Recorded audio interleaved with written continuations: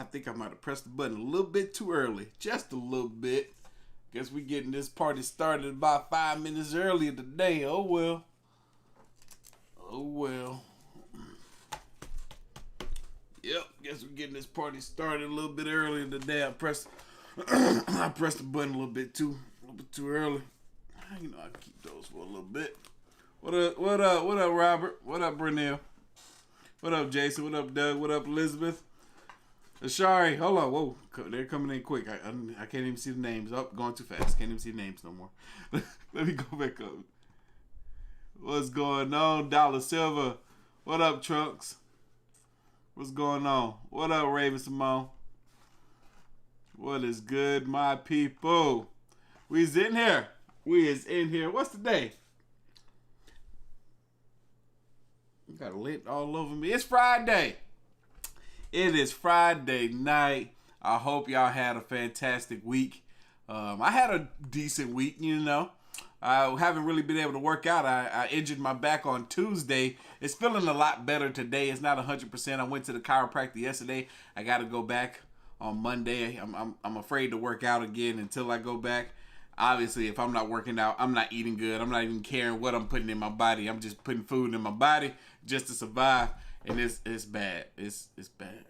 My belly is looking quite massive right now. But anyway, none of that matters. Because it's Friday. We got the live stream, baby. We got the live stream. So, you know what time it is? What up, AOK Mafia? It's your boy Artofkickz, and just like that, we back with another one. Y'all, we got some videos in store for us today. This first one, it ain't Chills, it ain't Nukes, it ain't Sir Spooks, it ain't King Frostmare, it ain't Bizarre Bub. It's none of those guys. It's the top 5. It's the top 5 channel. This one right here is 5 creepy and incredibly mysterious videos that need an explanation. Y'all, if you didn't know, the caps, That's Cap, are available on the website right now, artofkickz.com. I think they're about half sold out. Like today I dropped them at 12 p.m. and people rushed to the website. The orders were coming through crazy. I'm going to be shouting those guys, everybody, you guys out too as well in the live stream tonight. But we're going to wait. We're going to get through a couple of videos first before I get to those shout outs because it is a lot. So we're going to be in here for a little while. Woo! But yeah, we're here. We is here. Let me see what you guys are talking about. Hold on. What up, dawg? It's beautiful and sunny in the 70s in Seattle. Ooh, nice. Happy Friday. What up, Angel Beauty? Thank you for the donation. Yeah, you made it, baby. You made it, Aaron. Around. I'm sorry. What the heck did I just say? Yes, sir. We is in here. We is in here. Says, you're a wonderful creator, and I love your videos. Keep being you, because you're awesome, and I never watched a live till I started watching you. Hey, Mary, thank you. Thank you so much. Thank you. Welcome to the live. We're in here. We're waiting for a few more people to get in here, and then we're about to get this party started. But like I said, again, you guys, the That's Caps are available on the website in both black and blue. The blue one is my favorite so far. I like the black one too, but I'm loving the blue one for some reason. But it's available. I had some of my friends wanting to get it. I went out wearing it for the first time yesterday, and people were like, yo, that's dope. I like that cap. But yep, they're available on the website. About half of them are already sold. I dropped them today at 12 p.m. People rush to the website. I'm going to be shouting all you guys out a little bit later. All right, we got almost 1,000 people. I was kind of waiting to see if we was going to get 1,000 people before we got this party started. But we got a few donations, a few shout outs available right here. Let me go ahead and read them off before they fall off, because they will. Got some Mr. Ballin for us. Not tonight. That was Wednesday night. Mr. Ballin was Wednesday night. And we're going to bring him back again later on through the middle of the next week. Jessica says, what up, AOK? Let's get this party started. She waiting. We about to get this party started. Yes, indeed. Y'all, again, this first video is 5 creepy and incredibly mysterious videos that need explanation. Is y'all ready? I'm ready. Let's go. Mysterious videos are everywhere. Be that unexplained creatures spotted in forests to supposed ghosts caught on camera. But the trouble is, many mysterious videos... I hope nothing scares me too bad. Like I said, my back is in really bad shape. And I need not to jump. That's probably why my back is such bad shape, these jump scares. we've all seen a million times over. And even though some of them still remain unsolved, they are nothing new. Well, I've done some serious digging and found 5 pretty unusual videos that have not yet been solved, and that you hopefully have never seen before. I saw that. So, from one of the most unusual... Whoa, that's weird, because that face, at first it came so quick. That's what she said. At first it kind of popped up so quick and it went away. And that you hopefully have never... Wait. Take it back. Videos that have not yet been... Right there, you saw it? Solved. And it was here and it was hopefully there. You've never seen before. So, from one of the most unusual live streams I've ever seen, that has been going on for nearly 10 years, to a video reported to show a mythical South American creature. Here are 5 mysterious videos that need some explaining. No mames, what the freak is this? As always, sit back and enjoy. This video would not have come to my attention if it hadn't been for Jan, who kindly sent it and translated it for me. It was filmed in the Czech Republic on the 24th of December 2011 by a man who was driving from a city called Pilsen when he found himself in the middle of a blizzard. He decided to stop, grab his camera and record the atrocious conditions, and this is when he spotted what he thought was someone in need of help. However, he soon realised the figure in front of him was transparent, with no eyes and no mouth. It also appeared to be waving, as if to try and stop the car. Take a look.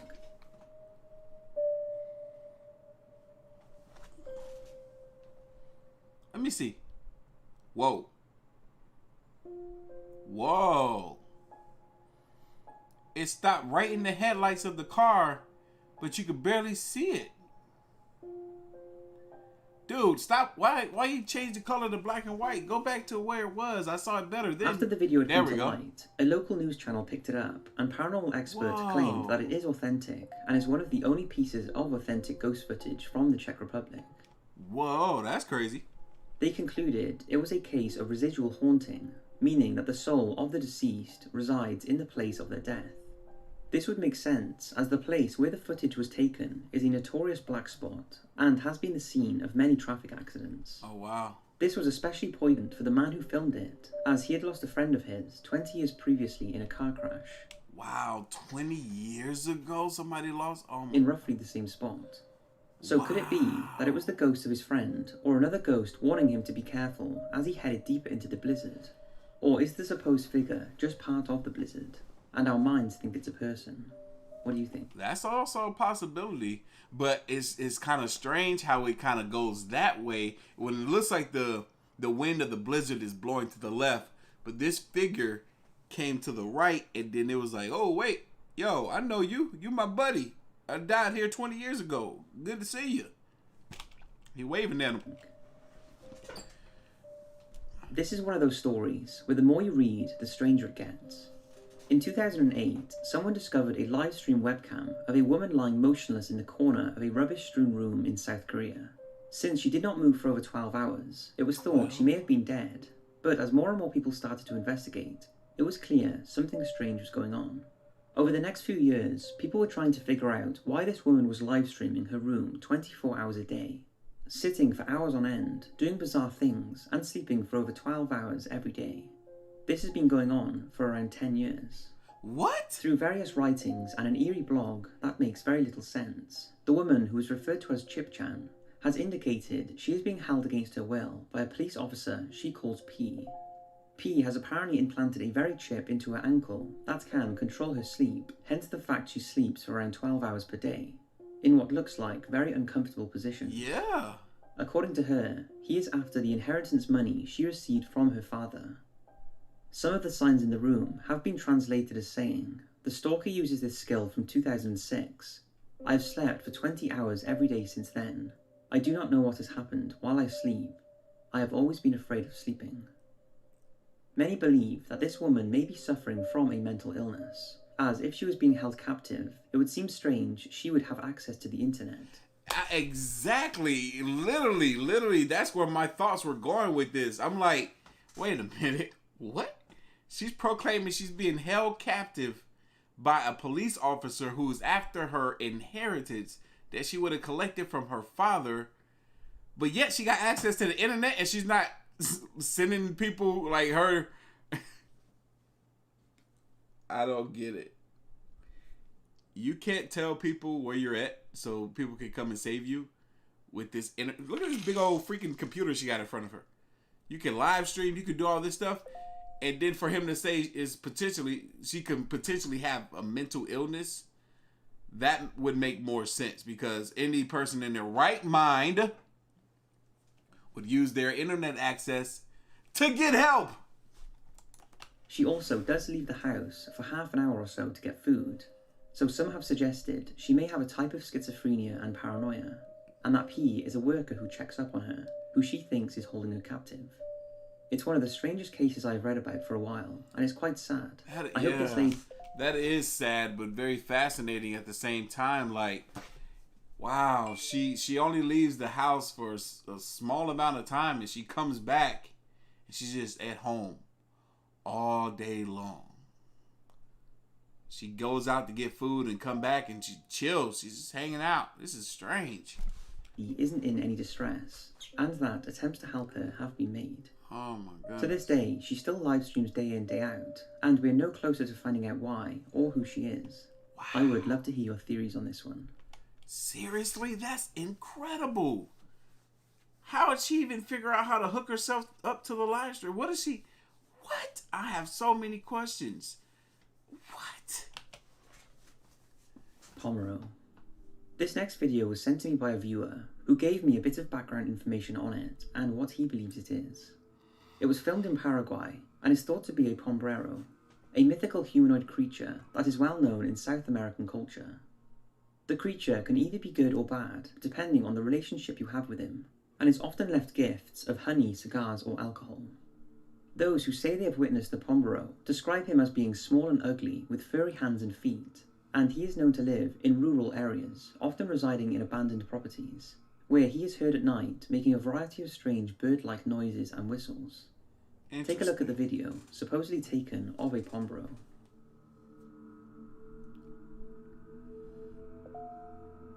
These kids not see it?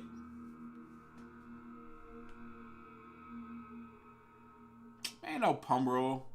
That's just some dude squatting. Pombero has also been blamed by farmers for letting cattle loose, stealing chickens, corns and eggs, and frightening horses. And adults in Paraguay strongly believe in this creature. What's your thoughts on the supposed footage of one? Man, that looked like somebody in blackface squatting. The Wyoming incident.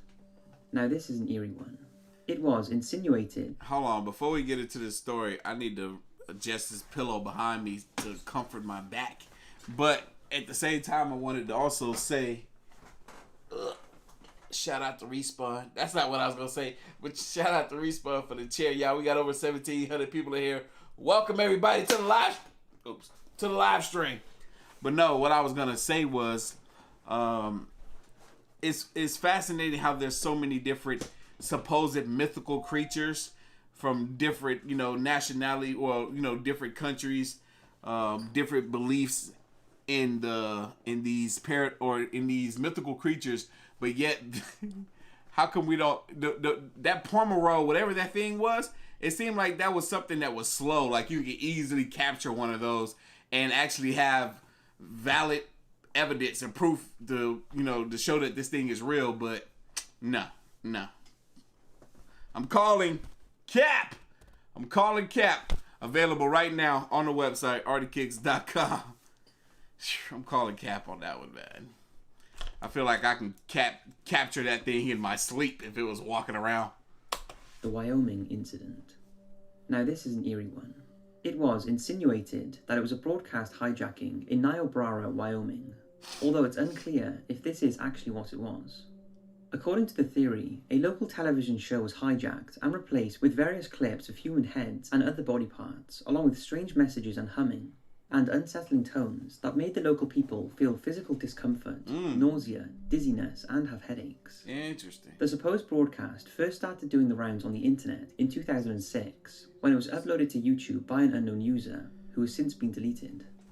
The original footage is nowhere to be found, but here is a replica of some of the text and sound waves that were supposedly broadcast on the TV.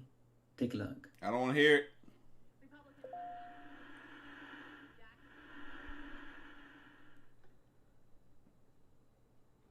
Why do you hate? You are ill.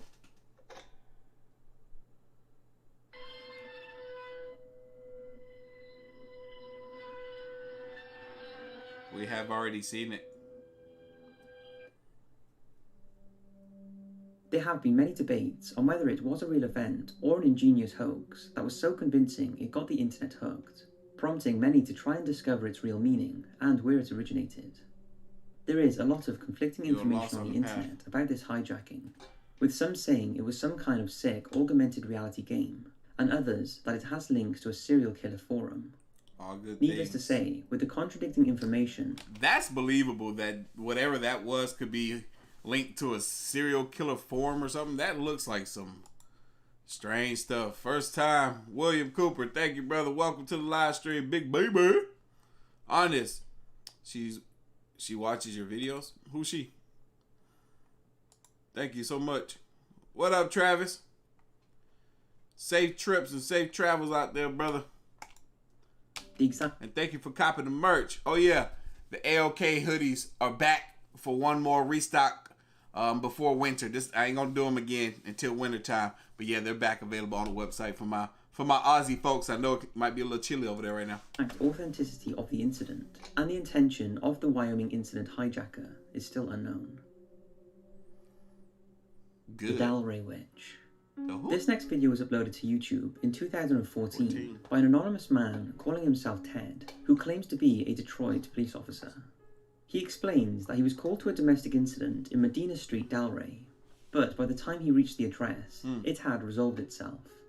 However, what he did notice was in a nearby abandoned house, there were some strange noises, so he decided to investigate. He filmed the incident, and as he panned the camera to an upstairs window, there was an unusual looking face peering out. Take a look. The house appears abandoned. It happened so fast though. A lot about fires, and this looks like an isolated incident coming from within the home. Hello? Hello? Woo! It did so fast.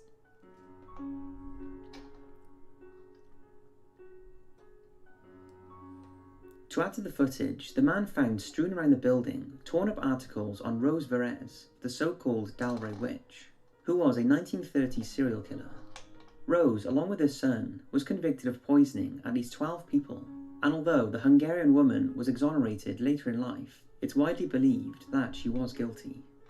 Because of the newspapers, many believe the footage, including the sounds, could be due to a ritual of some kind being performed in the abandoned building. However, there is a lot of skepticism about the video, and whether Ted is even a police officer at all. I mean, he didn't sound like a cop. I'm gonna be honest, but hell, what do cops sound like? Have no hard information to go from. What's your thoughts? So, that's 5 creepy and mysterious videos. I hope you've enjoyed trying to figure out what is going on. Woo! We done got through one video, y'all. We about to dive into the next one. I'm getting the notification for the orders coming through on the website. I will be shouting you guys out in the end of the live stream. So make sure y'all stay to the end and hang out with us so I can shout you guys out. But we're about to dive into the next video. Thank you guys for hanging out with us tonight. We got over 2,000 people in the live stream. Big baby. Big baby. Y'all, this next video is scary. Wait, hold on. Is this the right one? Yeah, scary videos scared my subscribers pretty good. Oh, crap. Okay, let's check this out. Y'all ready? I'm ready. Let's get it. Tonight we want to enjoy some scary videos that have caused nightmares to some people based on the comments. Give it to me. Let's buckle up and stay frosty. They got nightmares?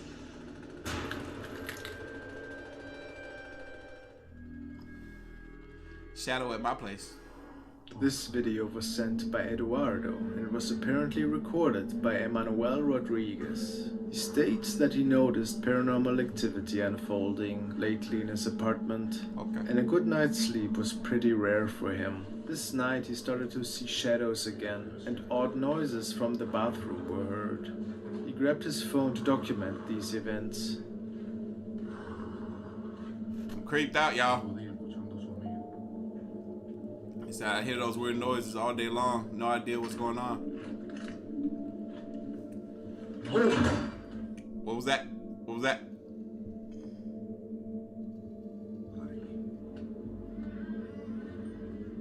What was that? Something went in that room. Go find out, bro. A shadow figure seems to disappear into the bathroom, which is pretty freaky. It was shadowy, that's for sure. Emmanuel decides to go after it, though. I'm not me. You can do it. I'm not doing it. Nope, not me. Open it.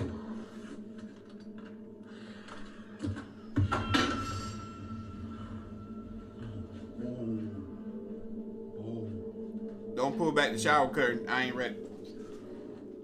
I can't jump, y'all. My back hurt. I might make it worse. So I gotta just brace myself. Gotta brace myself.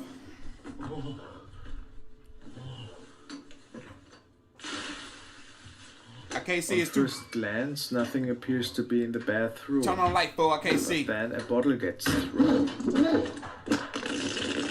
And the recording ends. What happened? Now, what exactly could Emmanuel capture here? A tall, dark figure can be seen. Okay. Yeah. We all saw that. Saw it right there. He's sure that it is of paranormal nature. And you? I ain't see it in the bathroom, so I believe him. I ain't calling cap on that one. That look realistic. Night guard troubles. The following unsettling video was recorded by Jose Alonso Flores. He started his job as a night guard recently and is patrolling a factory at night. He started filming after he heard the voice of a child and other unusual occurrences unfold. Jose was not able to see anything strange that night, but what was captured on video speaks for itself, I find. Huh.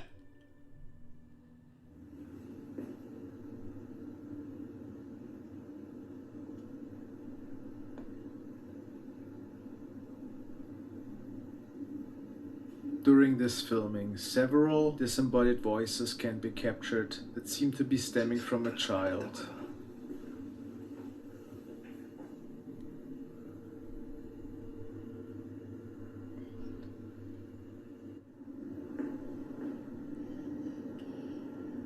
I hear it. It almost sounds like they're right next to him. A partir de hoy ya no hay nadie. Ya todos los trabajadores salieron. Solo yo más estoy solo. Cut on lights in there, bro.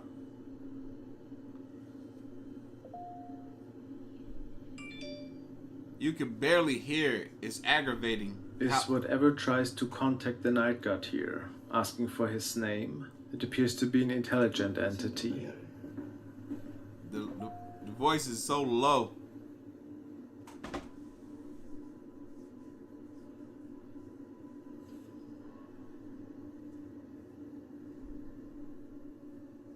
And after a while it tries to lure Jose up the stairs to the outside.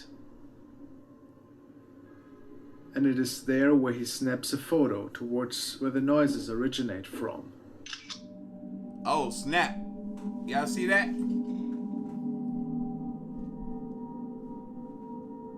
I see that. Could it really be the spirit of the child that got captured here? Certainly looks like a little figure. Wouldn't you agree?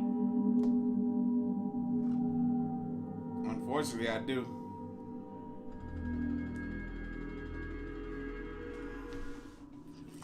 Y tú también. What up, Miss Reagan? Shout out to you. Thank you, Jessica. Miss Tasha, what's going on? We in here, baby.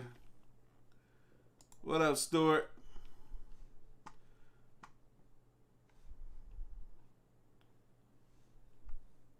Shout out to Maya.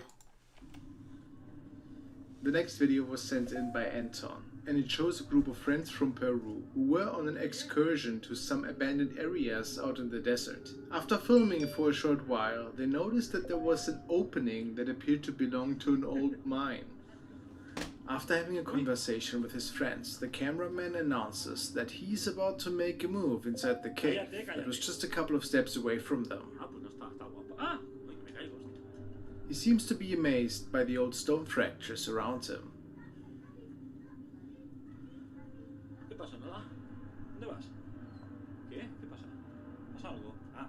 I don't like this.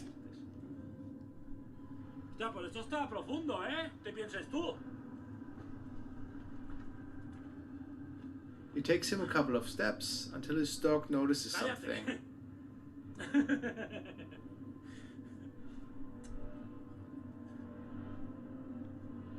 Little did he know that there was something else with him. I bet I know what it is too. I bet it's white and it's humanoid looking. Bueno, Pau.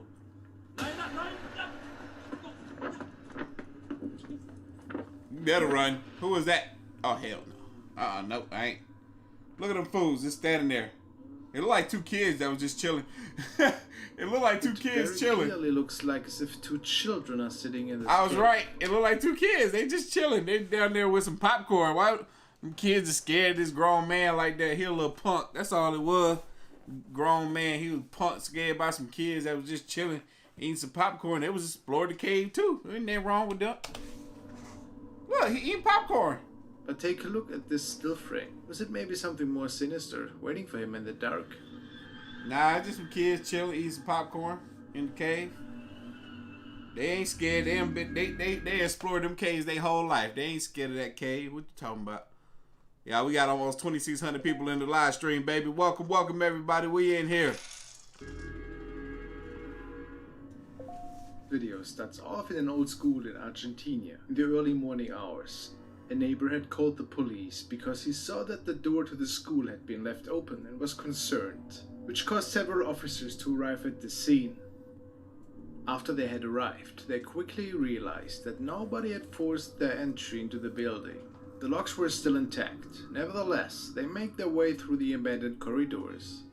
Alright, so if y'all didn't pay much attention to the beginning of the story, somebody called the police because the doors were left open to this school, and the person that called the police assumed that somebody might have broken into the school, but turns out there was no signs of forced entry. Bodycam captured them entering and exploring several parts of the school, and nobody seemed to be around at first. But after a moment, the camera seems to capture an unexplained shape. Yeah. ¿Dónde?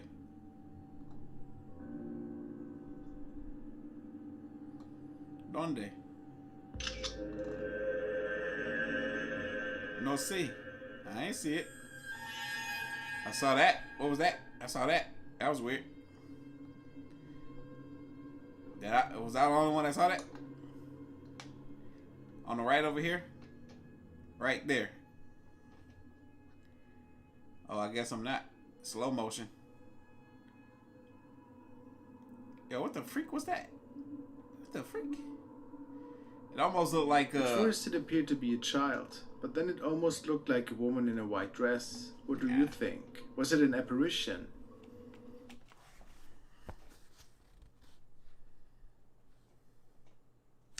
I think that was just lens glare off of the lens of the camera. Reflecting off the light, off the glare of the windows. That's what I think.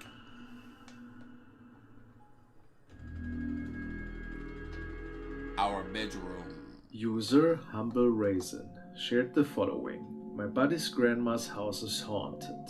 Convinced him to do a midnight walk-in video. He saw this. Got another picture during the day, and there's nothing there. The glowing eyes happen over top the window frame, not window.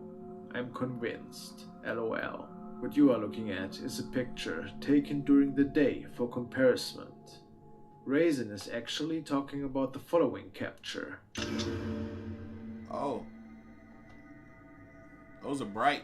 An unidentified black mass with glowing eyes is standing right in front of the window, and it does not appear human. People say that they see a dark body connected to its head, a demon perhaps. Whatever was captured that night, this is stuff that nightmares are made out of. Why are the eyes so big and bright and close together? It's weird. It's weird. Look, Goat the Gamer, thank you for the dono. Appreciate you. We in here. TikTok user Fabulous has documented the following encounters while basically just doing his job, not expecting anything weird. He works in construction and came across this non-occupied home. Whoa. Right? Back to backyards. But for whatever reason, at this particular house right here behind me, it's vacant. I went inside, I got the code from the realty company, I shut off the AC from inside the house. This thing has been going off and on. Every time I'm back here, I feel like somebody's looking at me over my shoulder, like the real thing. Look, like I'm not even lying, like this place is vacant, like nobody lives in here. These are empty completely. I turned it off, this thing keeps going on and off and on and on. That's crazy. He said nobody lives in this house, and he's keep getting called out to turn this off, and it keeps coming on. He keeps turning it off, but he says every time he shows up there, he feels like somebody is looking at him, watching him over his shoulders. But he's like, this place is vacant. Nobody lives here. I don't know what it is, but I keep getting this eerie feeling when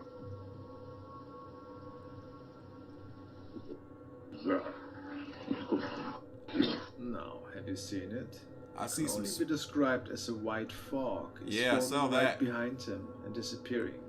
And He it certainly had no explanation It definitely looked like a white fog, and it definitely looked like it was inside the house. That's crazy. from where it was coming from either. Yo, he but see it's it. clear that it was cold outside, and maybe somehow his own breath caused that.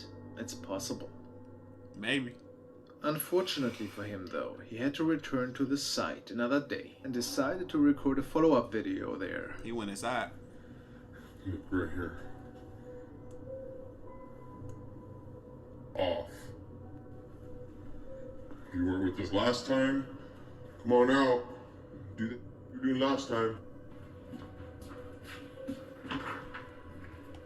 This dude got a really deep voice.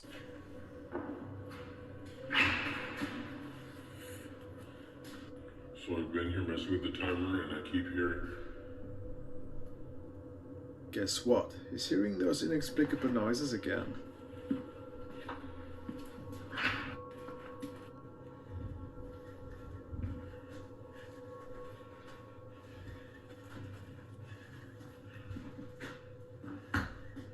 No, that. I heard somebody.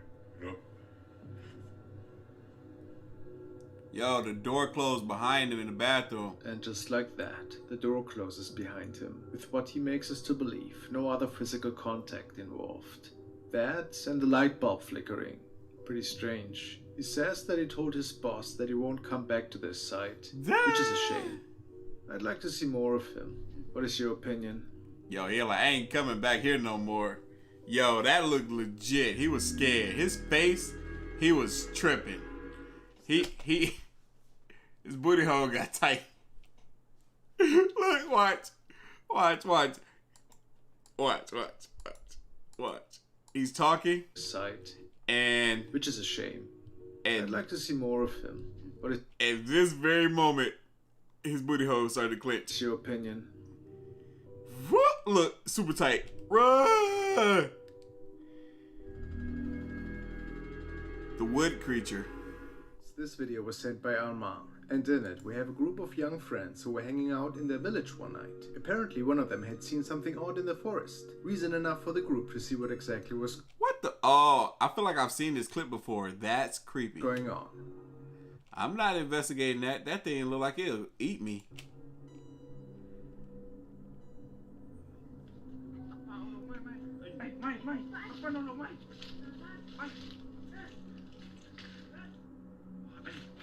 Yo, like his move. Oh, hell no. Oh, look. Look. And it's moving left to right. Look at that. Look how crazy that looks. I don't know if y'all can see it as well as I can, but that looks scary. Oh, shit. Ow, my back. Ow, my back. Oh. Oh, my back. Oh, that sent fear and chills down my spine. Yeah, I saw it move forward. I thought it was about to jump at him.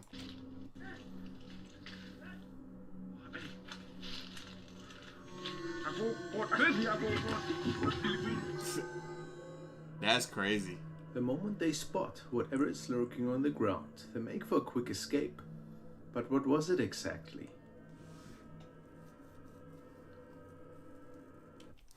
I know what it was. It looked like something at first, and then it looked like it's something with a mask. It's a person. I see a Spanish person with a crazy mask on that has lights in the face. You can see the part of the mask. You see the face, and then the rest of the part that kind of just hangs down, like it's not tucked into the clothes. And then you see the rest of the body of somebody just hanging out there. You know what I'm saying? You can see the cap.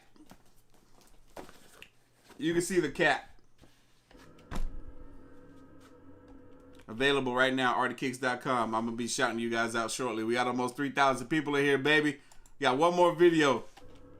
Is it really an unknown creature? You see it? You saw it, right? You saw it better that time, right? Watch, they're going to show it again.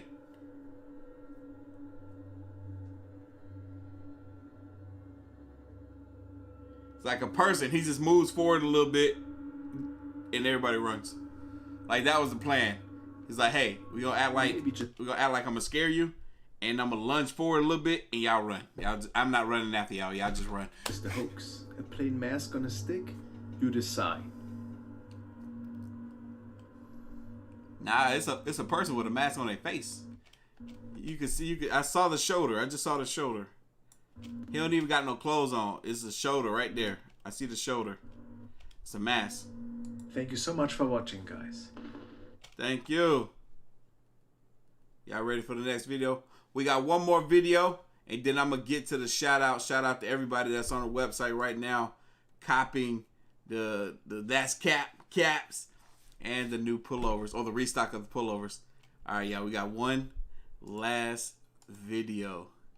This is scary and weird historical events no one talks about. Okay. Y'all boys, girls ready? I'm ready. Let's go. How you doing? I'm Callan, and this is Slap Ham. The following bizarre mysteries are sure to freak you out. So hit that subscribe button and get ready for more scary content. Just like this. Shout out to Jamie. That's what's up. Glad to hear it.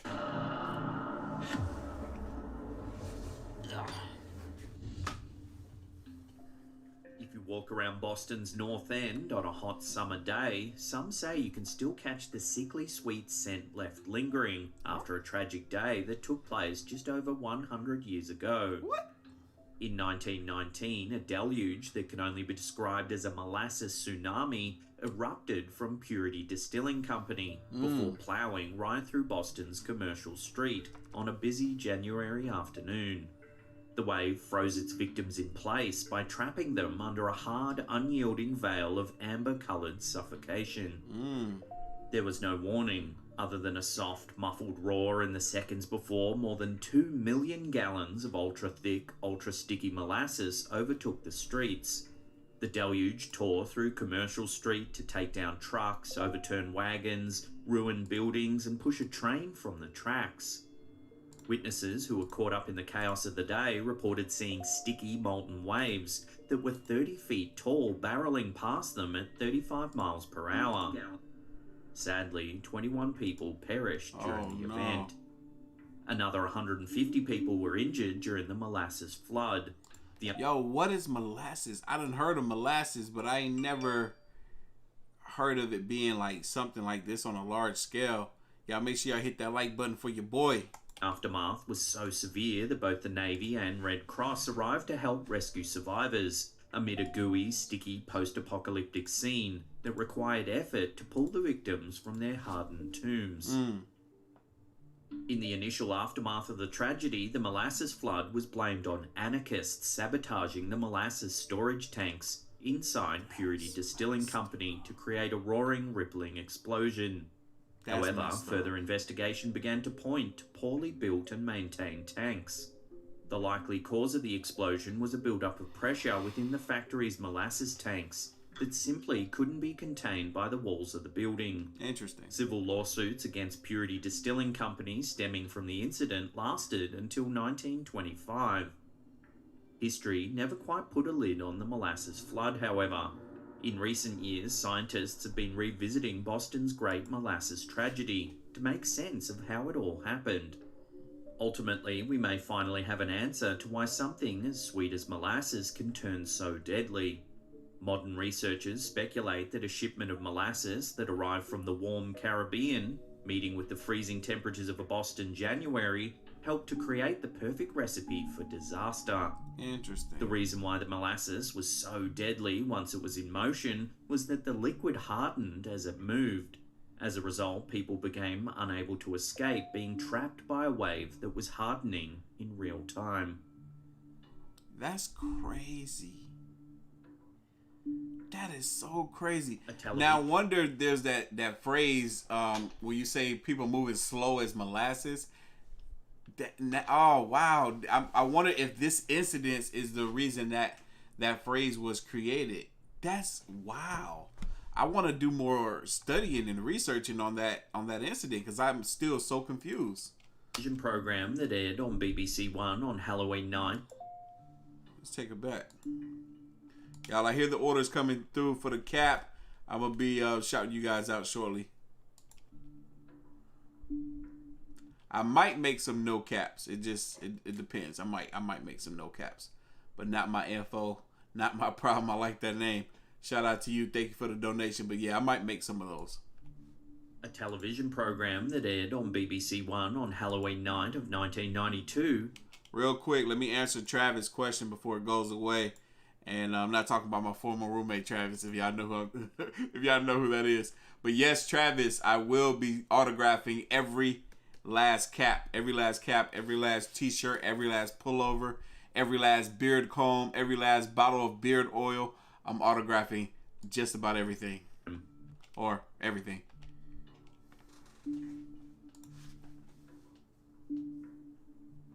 A television program that aired on BBC One on Halloween night of 1992 still has people questioning if what they saw was real. That was my 5th birthday, I think. Yeah, I was 5. That's my birthday.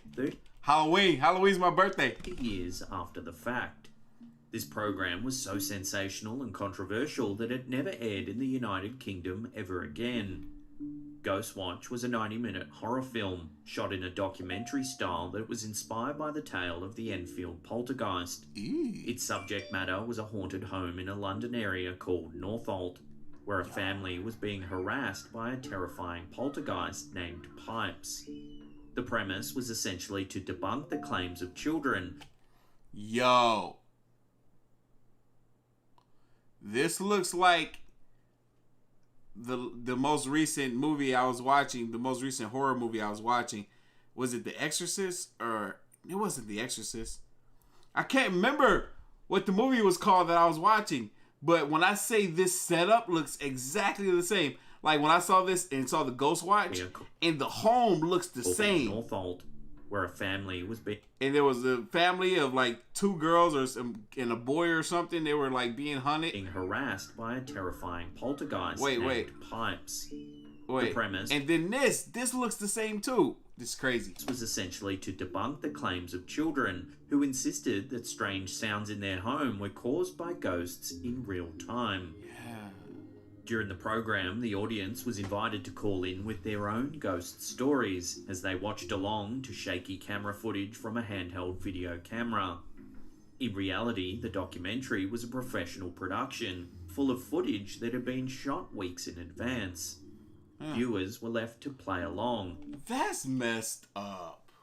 That is so messed up. That's So the footage was all, it's not live. They shot it weeks in advance. As the program's host sat with a supposed paranormal expert to determine whether the family on the screen was genuinely being harassed by violent spirits through a barrage of banging noises, moving objects, and claw marks. Of course, everyone on the screen was part of an elaborate cast of child and adult actors. Ghostwatch had such a profound psychological impact on viewers that the BBC received more than 30,000 calls from angry, scared members of the public. What? The British press was highly critical of the disturbing nature of the program. 30,000 phone calls because people were so disturbed by this documentary. Many claimed that the program didn't do enough to identify itself as a piece of fiction. Sadly, the program led to the suicide of a young viewer, whose parents claimed he became hypnotized by the program after becoming convinced that the ghost depicted in the program was indeed real. That's insane. That just goes to show you how susceptible people's minds are to information. Oh, man. And this is part of the reason why, the officials or whoever's in charge, people that know about aliens and stuff, this is part of the reason why there's so much fear around, that information being leaked or actual aliens appearing and showing themselves if they're not already here, which I honestly believe they are. Is because of there's people like this. Some people have weak minds, or some people aren't capable enough of not causing some type of harm to themselves or to others after finding out or hearing some information that is essentially out of this world. Ghosts being real or paranormal activity being real, out of this world. Aliens, out of this world. Some people are very, very sensitive to that type of information. Yeah, I think I might be if I saw some aliens. Medical journals have even published several cases of post-traumatic stress disorder being induced in young children who watched Ghostwatch. This may be a case where there's good reason to avoid ever talking about this bizarre piece of television history ever again. Wow. It has cropped up in horror anthologies that are sold or aired outside of the United Kingdom from time to time. That's amazing. The acting was that good that it convinced a lot of people to believe that this was real. They didn't put enough, like they said, part of the 30,000 phone calls they got is a lot of people upset that they didn't put enough emphasis on the fact that this was not real, and it scared a lot of people. That's crazy. If you've ever seen Ghostwatch, would love to hear about it in the comments section below. Yo, that's dope. Some events are so bizarre and impossible to explain that the collective subconscious of society tries to wipe the memory clean. However, the memory of the beast of Gévaudan still prowls the French countryside. Aaron, yes, it was The Conjuring. It was The Conjuring. Oh, Trisha, you already know, Miss P, I'm going to autograph it for you. Best believe I'm autographing everybody's caps. T-shirts, beanies, pullovers. Maybe not beanies. I think the beanies are the only ones I'm not, because it just won't do right. But everything else I'm autographing. I'm going to be busy this weekend. Best believe, you guys. Terrorized centuries ago. Deep in the Marguerite Mountains of France, a series of attacks that took place between 1764 and 1767 by man-eating beasts with razor-sharp teeth created fear and terror. Yeah. According to reports, more than 600 attacks resulted in 500 deaths and 49 injuries. The beast had a habit of attacking lone men, women, and children as they tended to livestock on the outskirts of town. Curiously, there were several reports of the beast being killed before the attacks officially stopped. From the modern lens, the most likely cause of the attacks was not a supernatural being at all. During the 1700s, wolf attacks posed serious problems throughout Europe. The high death count associated with the beast of Gévaudan likely points to the idea that packs of wolves were causing chaos in France's Marguerite Mountains before being scared off by wolf hunters searching for the supernatural beast. One theory that has floated around is that the creature was actually a red-coloured mastiff, wearing the hide of a boar that was sired by a villager named Jean Chastel. Notably, Chastel was a farmer and innkeep in Gévaudan in France, who was credited with killing the beast of Gévaudan in Montmouchet during the summer of 1767. A 2001 French film called Brotherhood of the Wolf that's centered on the legend features Chastel as a character. Interesting. However, some people have reviewed the ghastly incidents and have wondered whether wolves could have caused so much death and chaos. So the question remains whether something a little more sinister was stalking the Marguerite Mountains all those years ago. Interesting. Makes me want to see that film, not gonna lie. This one will make you want to run out to the car and check your windshield. In the spring of 1954, more than 3,000 windshields in the Seattle area experienced mysterious unexplained pitting. Police initially blamed the blemishes on vandals. However, the pitting became so widespread that it became clear no criminal could work quite so swiftly. It wasn't long before reports of the pitting hit the mainstream news. A number of theories were floated around that spring. Let me see One this. was that the nearby Jim Creek Naval Radio Station was producing waves with a new 1,000,000-watt radio transmitter that was powerful enough to impact the physical properties of glass. Another was that cosmic rays were shooting down over the Washington area. A tamer theory was simply that sand fleas were burrowing into the glass.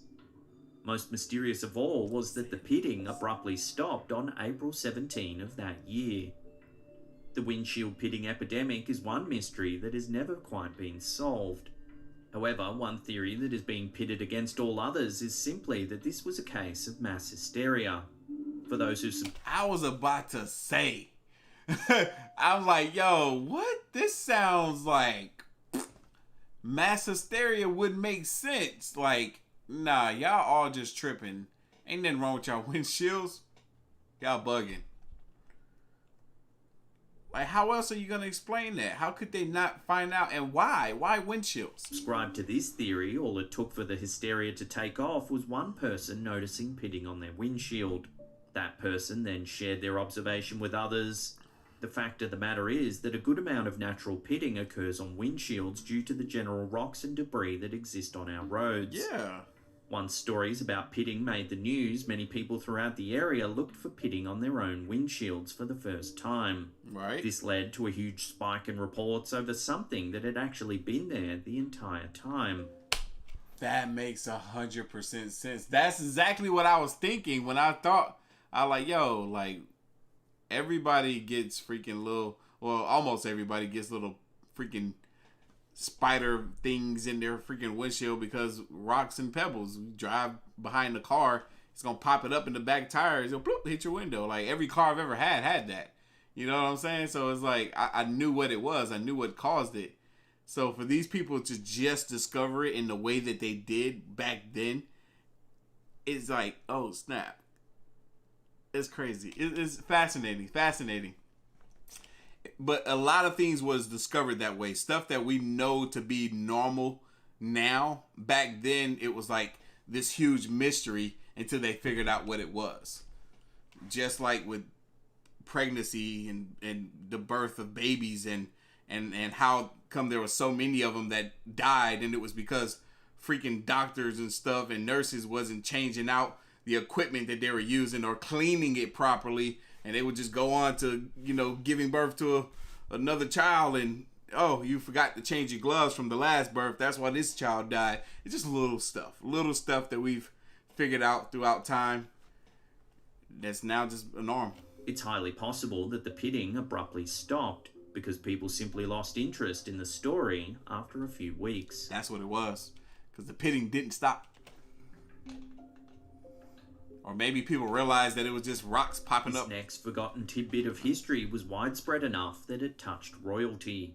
During the Middle Ages, there was a recorded widespread psychiatric disorder that caused people to believe that they were made of glass. People afflicted with the fear lived in terror of shattering to pieces at any minute. King Charles VI of France was famously so afflicted by this preoccupation that he refused to allow people to touch him out of fear that he would shatter. He also supposedly wore special protective clothing.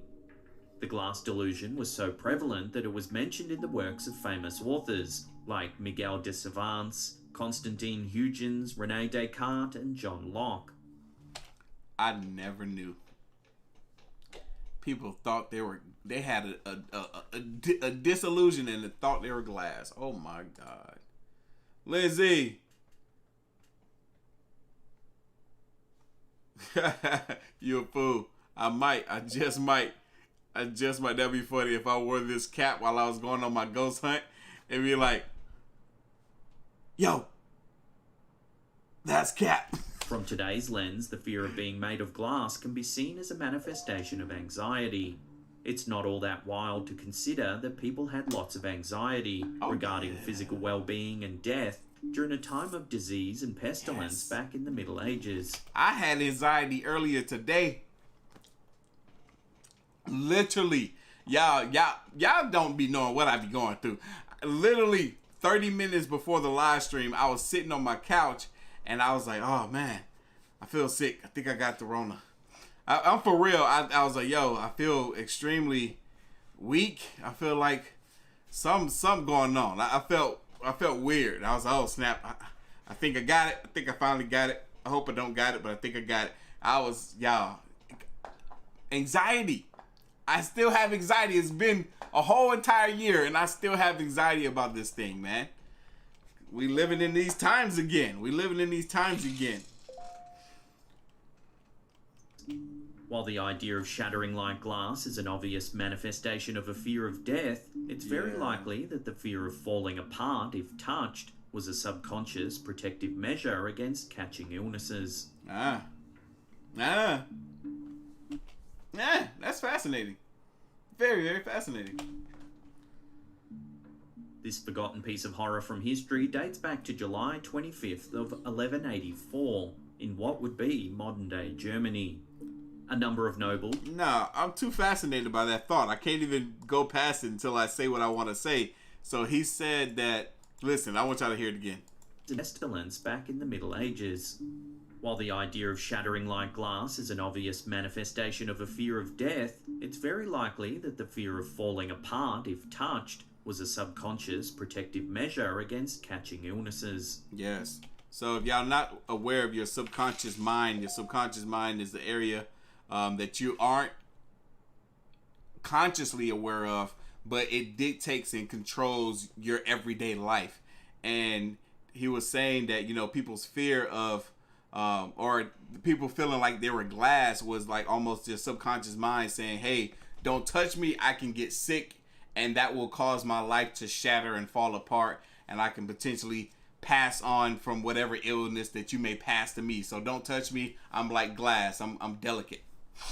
That makes so much sense. Wow. The way they perceived things to be back then was very fascinating. This forgotten piece of horror from history dates back to July 25th of 1184 in what would be modern-day Germany. A number of nobles from throughout the Holy Roman Empire had gathered in Erfurt for a meeting across from the Church of St. Peter as part of King Henry VI's attempt to neutralise a feud between Archbishop Conrad of Mainz and Louis III, Landgrave of Thuringia. Nice. During the meeting, the weight of the crowd caused the wooden floor in the hall to collapse directly into the latrine beneath it. During the horrifying event, more than 60 nobles and meeting attendees were sent to their deaths to drown in suffocating liquid excrement. Among the dead nobles were Frederick von Abenberg, Ew. Are you kidding me? These folk... look, that's why I'm glad that we live in better times, man.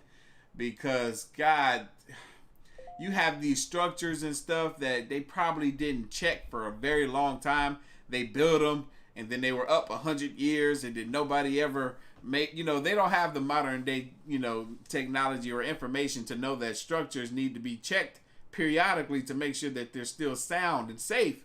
Back then, they probably threw something up, and 200 years gone by, and they're still utilizing it as if it's super strong and sturdy. They're like, there's a little creak in this wood. Whatever. It's all good. All those people was on that wooden floor at the same time, collapsed down into what was then their sewage, and 60 or something people died of suffocation from, urine and poo. That's crazy. That's a horrible way to die. That is a horrible way to go out. Heinrich von Schwarzberg, Heise Gottsmar von Ziegenhain, Burkhard von Württemberg, and Frederick von Kirchberg. I love their names. I love their names. Wow. Many of the survivors avoided getting sucked into the foul pit by clinging to the rails and windows until rescuers could arrive.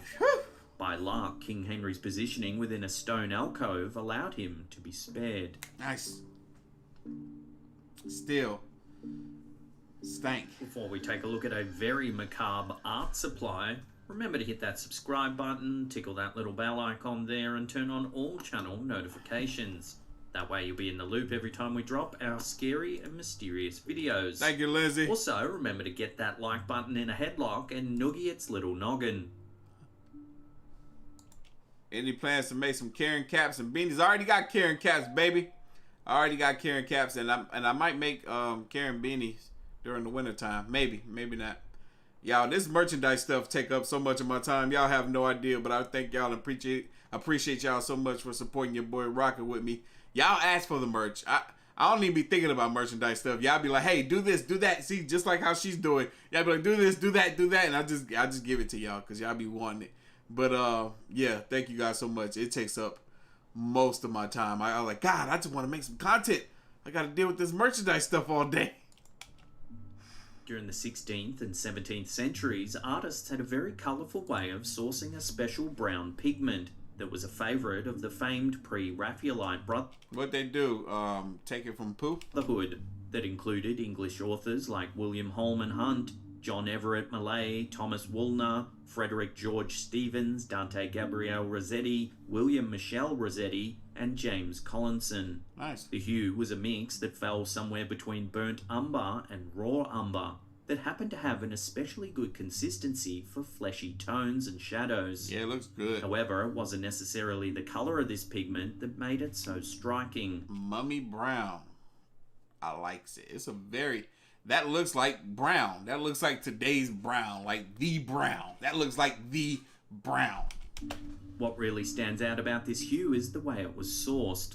Mummy brown was comprised of white pitch, myrrh, and the actual remains of Egyptian mummies. Both human and feline remains were used. In some cases, the ground-up remains were sourced from the Guanche mummies of the Canary Islands instead of Egyptian mummies. Interesting. Mummy brown was so in demand during its heyday that the need for it often outpaced the available supply of authentic Egyptian mummies. This led to some interesting practices among suppliers. In many cases, mummy sellers substituted modern-day corpses of slaves and criminals for genuine mummy remains. The demand for mummy brown eventually died down significantly by the start of the 20th century. That's amazing. I love that. It's kind of bad or kind of horrible, but I love that. That's like really showing that appreciation and value for the arts. It's like, hey, the arts is the way that we kind of solidify pictures. You know, this is before cameras. You had these incredible artists that were able to create images like this before cameras were available. So it's like, hey, art supplies and stuff is very, very important.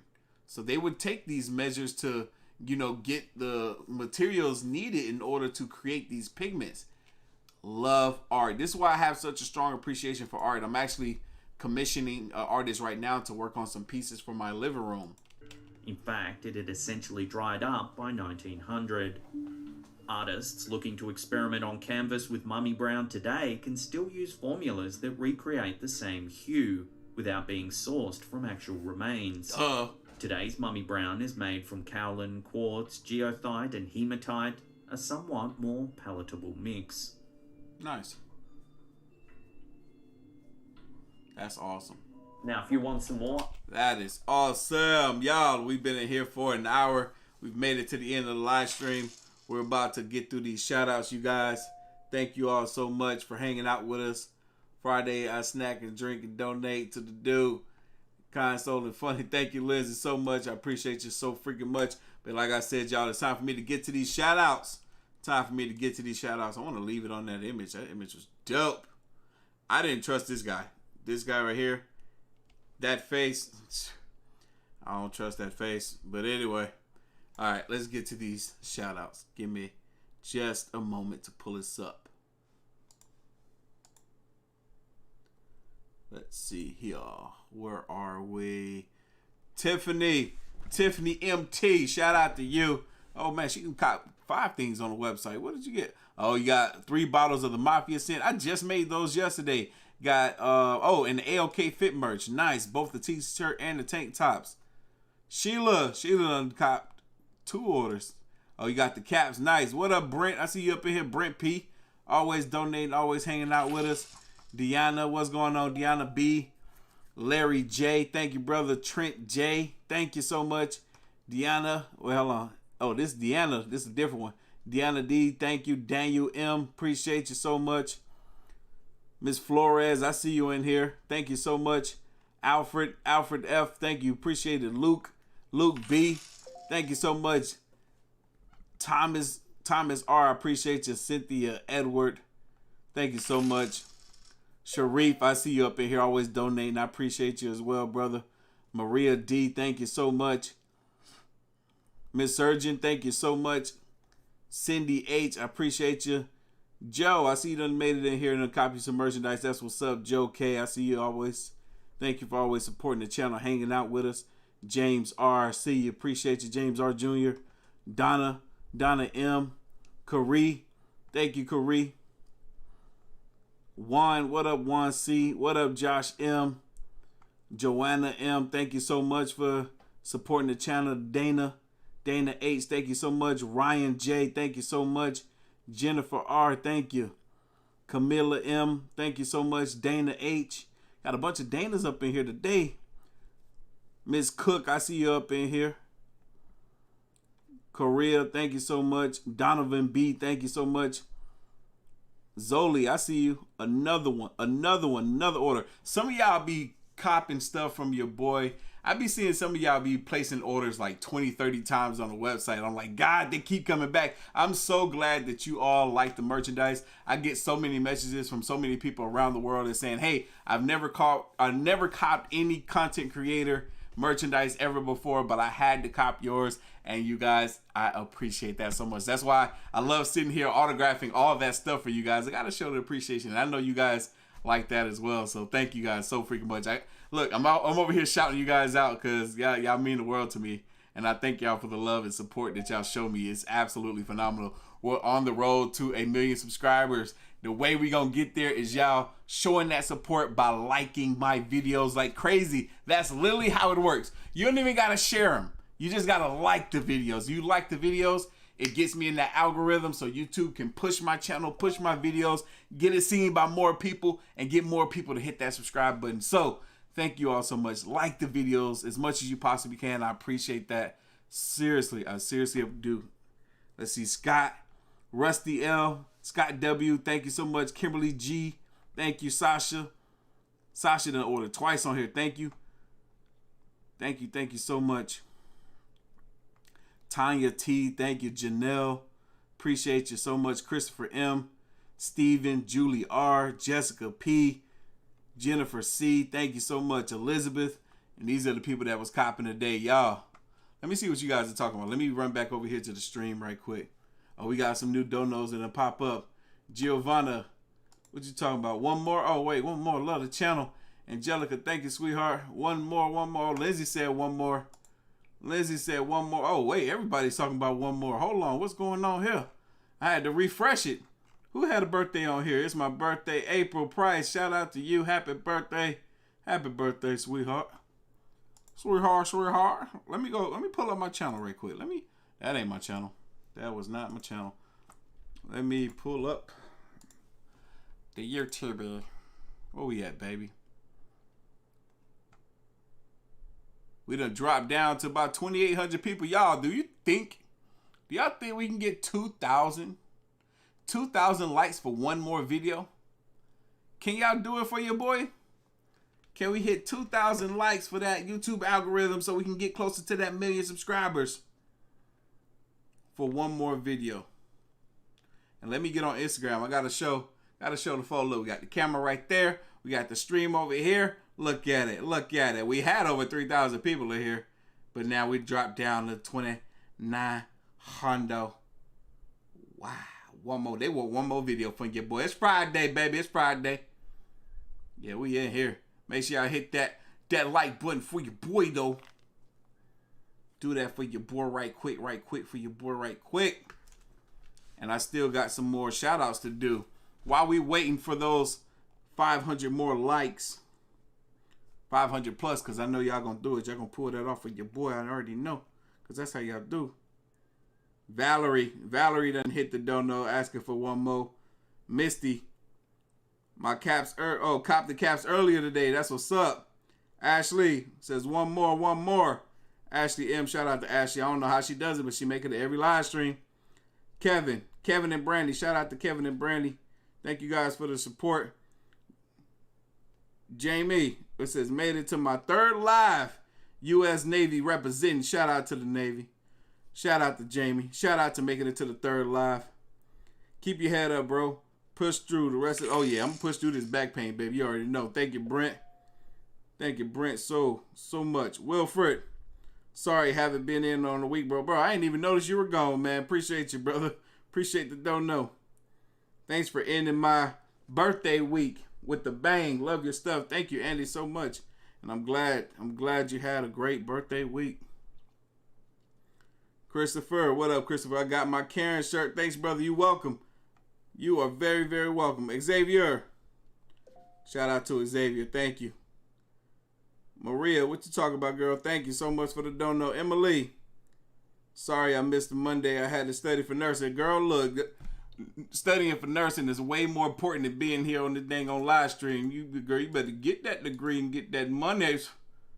Get that money. Shout out to the wife, Faith. Happy 1st wedding anniversary. Hey! Y'all made it through that 1st year. Congratulations, Taylor. Congratulations. Dylan.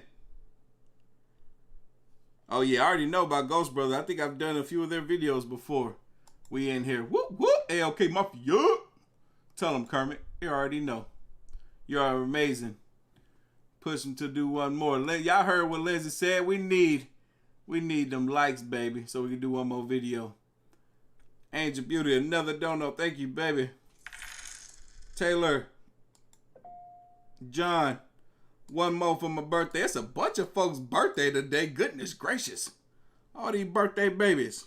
All these birthday babies.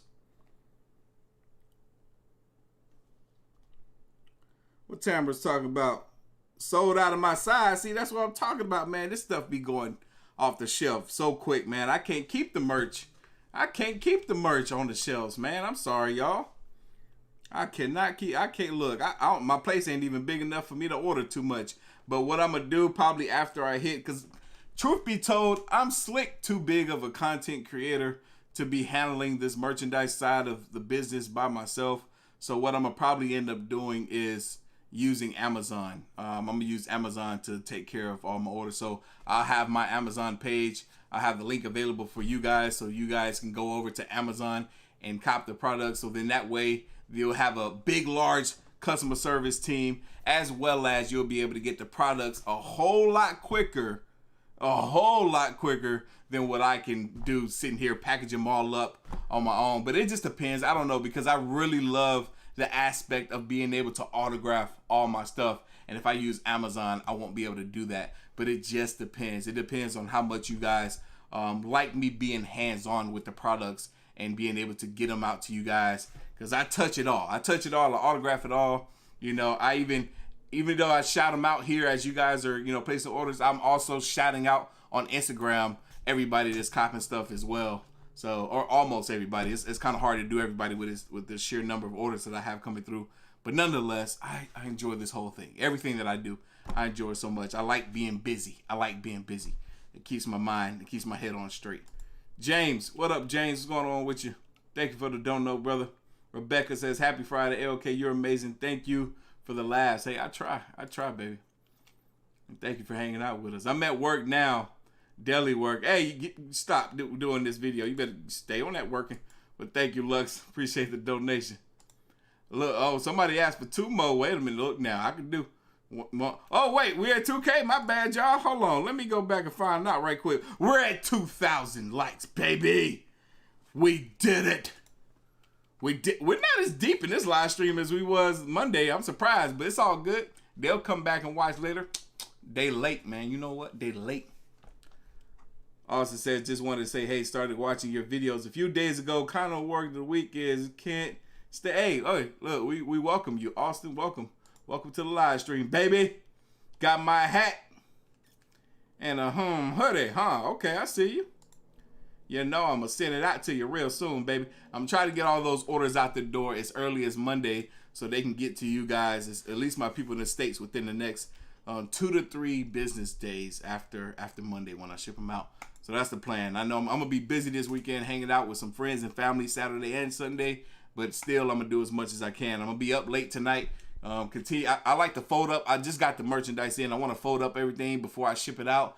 I did all the pullovers. Now I have to do the rest of the Karen tank tops because I did get a restock of the Karen tank top. I got to fold all that up and then I'll be able to knock out orders. I might do some tonight, but I can't be in here too long. But y'all, we got 1 more video. Uno más. Y'all wanted 2 more, but luckily, this video right here is the length of 2 videos. It's over 30 minutes long and we're about to check it out. And y'all been asking for this, brother. This is Nukes. 5 ghost videos, scarier than your mama. Y'all boys, girls ready? I'm ready. Let's get it.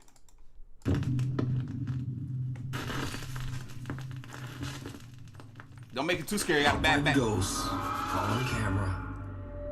Meanwhile, on TikTok, paranormal investigator Bradford from the YouTube channel The Haunted Lair travels to the abandoned Lakeville State Hospital in Massachusetts. The hospital opened in 1910 and served as a sanatorium to treat patients suffering from tuberculosis and other chronic and crippling conditions. Ooh, TB. Sadly, the patient list included many abandoned and orphaned children. Man, I remember, how many years ago was that? I'm getting old now. Shit, it's close to 20 years ago. I was afraid of catching TB because I had a friend that had it. Well, he was a friend of a friend, but I was always around him. And I was like, bro, I ain't trying to be around you, man. You got TB. Who were often terribly mistreated by the hospital staff. It is rumored that many of these children were buried on the hospital grounds in unmarked graves. Lakeville Hospital was closed in 1993. The large property has been left empty and abandoned ever since. The old hospital is believed to be haunted by the patients who passed away inside its walls. Bradford is joined by his friend Nikki as they explore the creepy hospital. When they find the morgue, Bradford decides to lay down inside one of the morgue's empty body storage lockers. Oh, crazy. No, never. Heck no. Heck no. Bro, you look, you know what gave you the idea of doing this? You know what really gave you the idea? Your future turnout. This is gonna be you. That's why you wanted to do it, because your brain was trying to tell you that this is your future. As he's laying there, he experiences something absolutely chilling. Oh, heck no, bro. Dead bodies been there. You gotta. Ooh, no, not me. I ain't. Not y'all either. Nope. Make some kind of banging noise? Bet not. Sound like something's in there with you, breathing on top of you, you fool. Mickey, do you hear that banging noise? Heck no. I'm not moving, and it's in the same bed as me, dude. Who's here with me? He a fool, y'all. He is a fool. I hope you get snatched out of there. You really can't hear that, Nikki?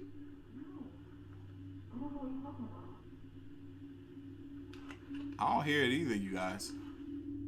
I heard something, but it don't sound like banging. It sounds like light taps. You're gonna have like 15 minutes that you're trying to listen to right now.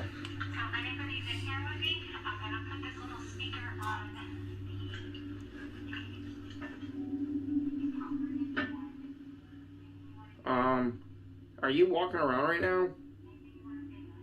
Mickey? I'm right here. You're not moving? I'm right here. I legit just had a shadow at the bottom of my feet. Definitely. Bradford begins to hear a strange tapping sound coming from somewhere nearby, somewhere inside the morgue body locker with him. But things get even stranger as he sees what appears to be a small shadow-like apparition moving upwards and out of sight. That was weird. He immediately asks his friend Nikki if she's moving around or possibly casting a shadow, but she quickly says that she hasn't moved an inch. And even in the recording, we can hear that there's no sound of anyone moving. That was weird. That was weird. Are you walking around right now? Mickey? I'm right here. You're not moving? I'm right here. My feet haven't moved. So is the Lakeville State Hospital haunted by the patients who passed away The way there? it kind of moved. Let me know what you think. Oh, crap. My bad, you guys. I'm sorry. I messed up that. Oh, wait. No, that wasn't me. Oh, I thought that was me. Bradford shared his creepy clips on TikTok, and you can also see his full exploration of the Lakeview Hospital on his YouTube channel, The Haunted Lair. German TikTok user Arvin.de travels to the hometown of one of the most well-known exorcism cases of all time, that of Anneliese Michels. Ooh. In 1975, Anneliese Michels' family claimed that she demonstrated strange behavior and dark supernatural abilities. Even Anneliese herself claimed that she was possessed by a demon. The church was called in, and Anneliese Michels went through a total of 67 exorcisms. She passed away under mysterious circumstances in her home at the age of 23. What? How's she go to 60-something exorcisms by the age of 23? Poor thing. That's a lot. That's a whole lot. She has some issues. Woo, Monique, shout out to you yet again for another fat donation. We got $100. Thank you, sweetheart, so much. You a baller, I swear. You just keep on doing it. I don't know how you do it. You're a big baller. German TikToker Arvin finds a cabin that is said to have belonged to the Michels family. When he records the inside of the cabin for his TikTok page, he has no idea that he's being watched by something. What?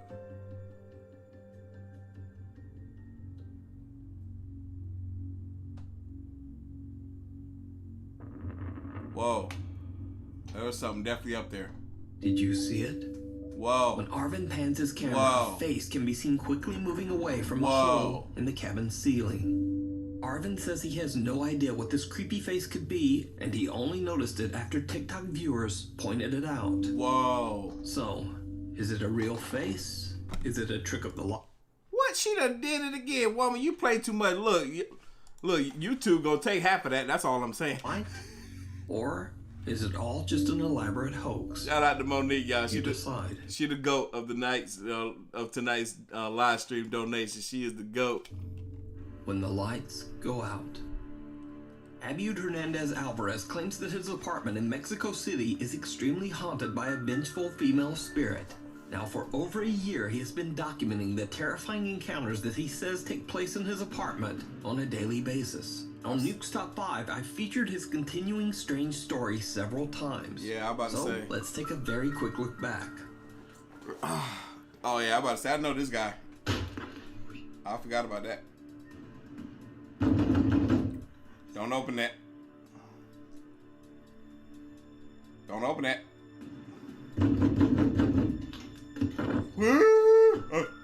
Okay. Even creepier, Abiud has had some chilling physical encounters with the spirit that haunts his apartment. How do you explain that mess? Including the disturbing sound of high heels walking through his home when no one else is there.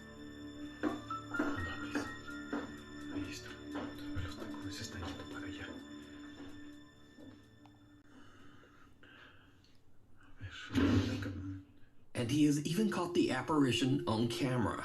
But oddly enough, up to this point, the specter has only appeared in the reflection of mirrors throughout his house. Exactly. Once in his bedroom mirror.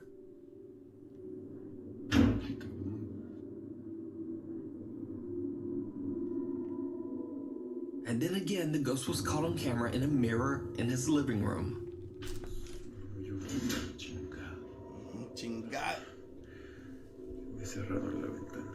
Every time it's in the mirror, whenever we see it.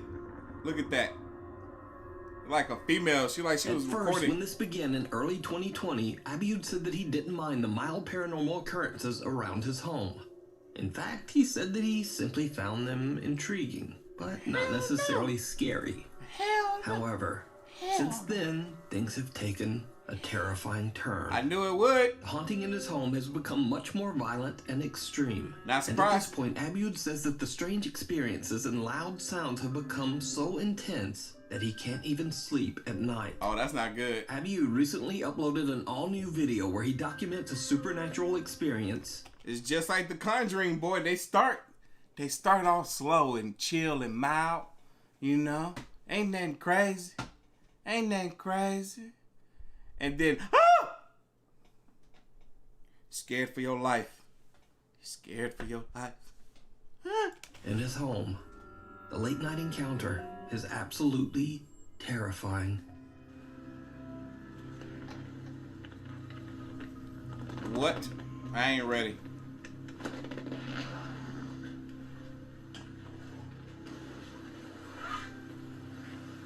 I don't like mirrors, bro.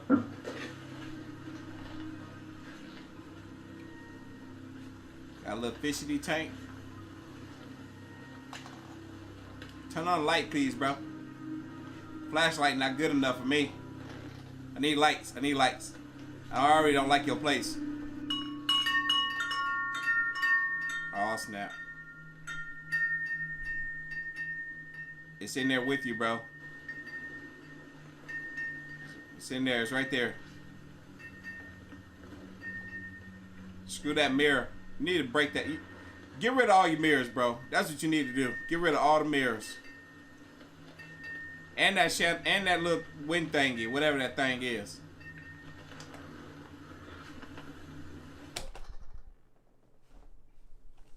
Yeah. Am I tripping? Or then when he hit the switch on the flashlight, I felt a flash hit me. I swear a flash hit my leg. I'm tripping. I'm tripping. I'm tripping. Don't scare me. My back hurt. I can't be scared right now. My back hurt.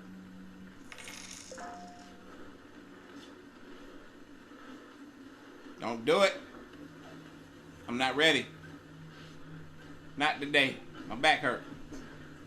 I go to the chiropractor on Monday. I hope that wasn't the Bible.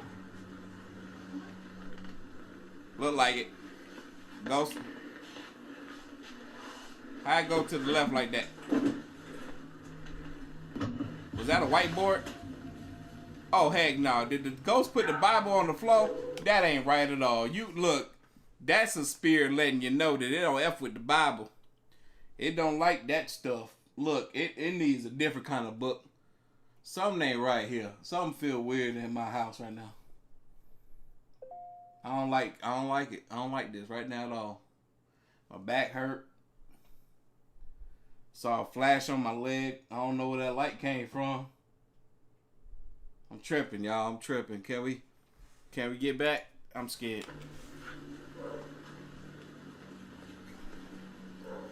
Yeah, that book on the floor. Is that the Bible? Tell me that ain't the Bible. Oh, okay. Cut for time. Okay. What was that? Something moving.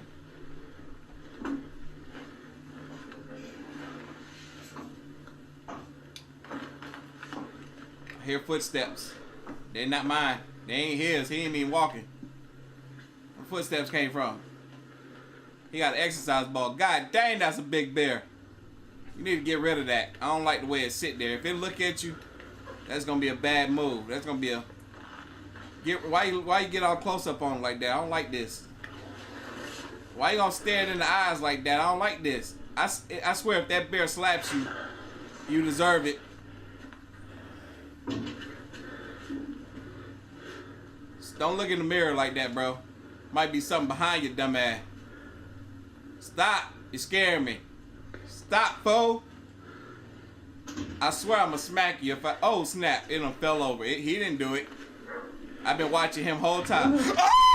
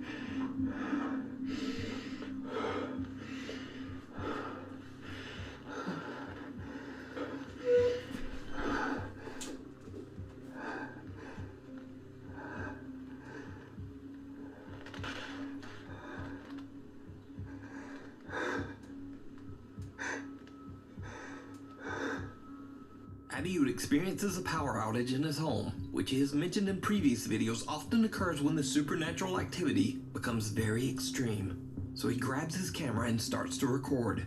He experiences a few chilling events, but then he once again hears the loud clack of high-heeled shoes on his floor. The footsteps seem to be coming closer and closer. I told you not to look in the mirror. Abiud turns around. He is shocked to see the horrifying figure of a woman. A woman who seems to be creepily smiling back at him. The apparition disappears into thin air, and soon after, the lights in Abiud's apartment come back on, and he cuts the camera. I told you! Now, after carefully reviewing and enhancing the footage in this video, After carefully reviewing and enhancing the footage in this video, Nukes discovered that was...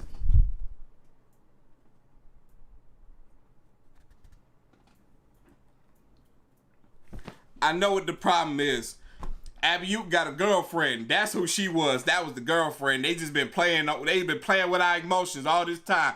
Every time we saw that girl, it was only in the reflection of the mirror, right? You know, that's how they edited the videos to make it look, you know. I was like, why Abiud live in this nice home all by himself? He a decent looking man. He ain't got a nice little lady friend, you know what I'm talking about?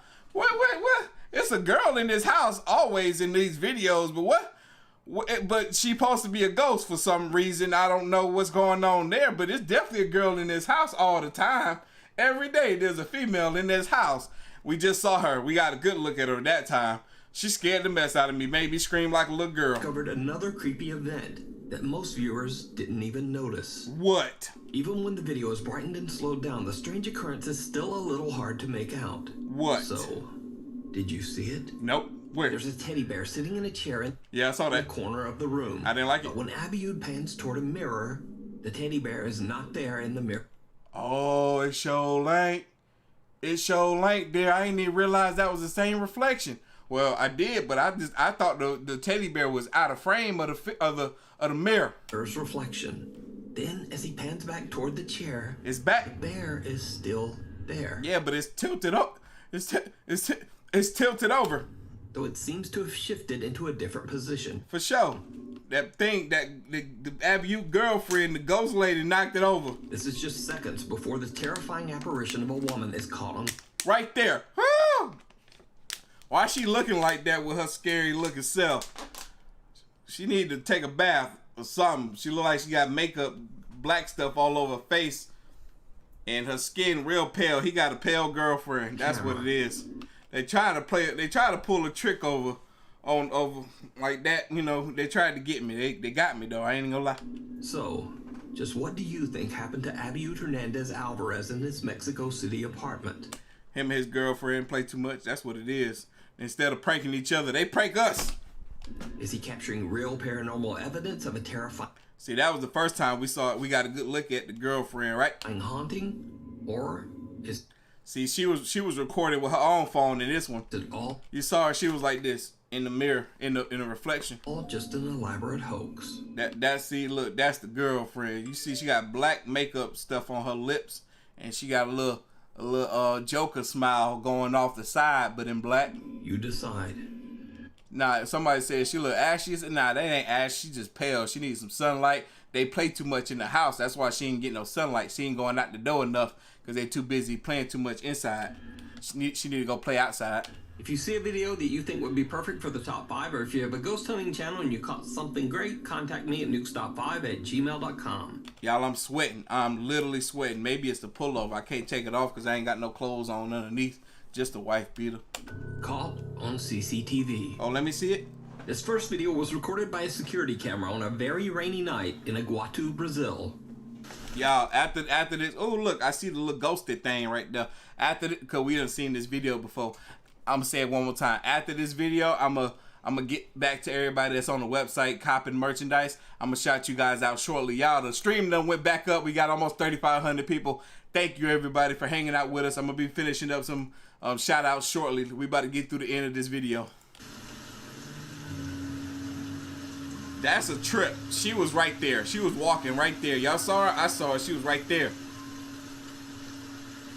The footage shows a mysterious woman who looks very confused as she's crossing a rain-flooded road. Yeah, she's trying to figure out how to get out of purgatory. What makes the footage so strange is that the woman seems to be slowly disappearing. She was slowly disappearing. She looks incredibly pale and is walking through the heavy rainstorm with hardly any clothing. Not just that, well, she only got a whole bottom half. All I see is chest up. And eventually, she just disappears. She just...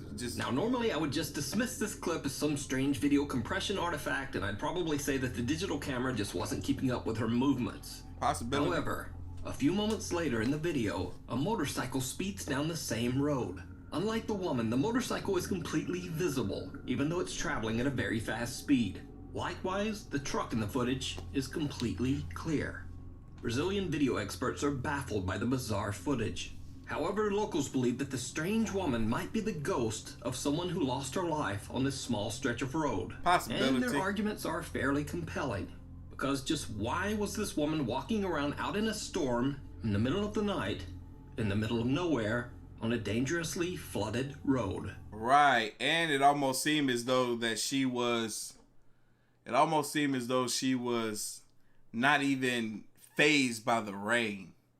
You know, most people, especially women, they might be trying to, you know, my hair, or you know, like trying to tighten up, like it's because it's raining out there, it's pouring down, but she's not even fazed by the rain at all.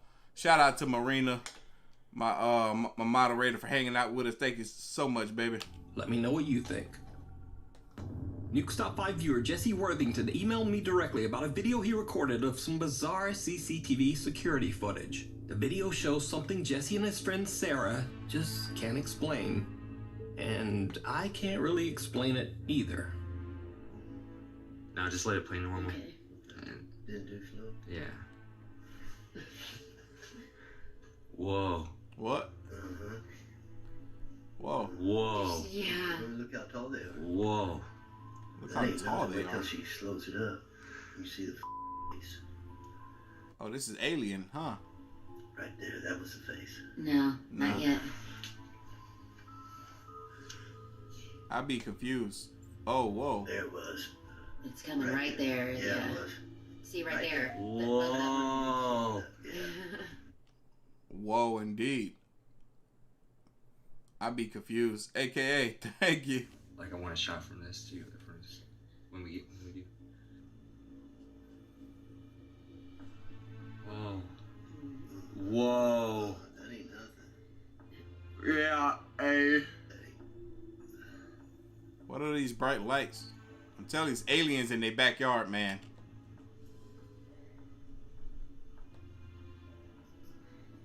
This last one's what gets me. Yeah. Right there. See that? There you go. There you go.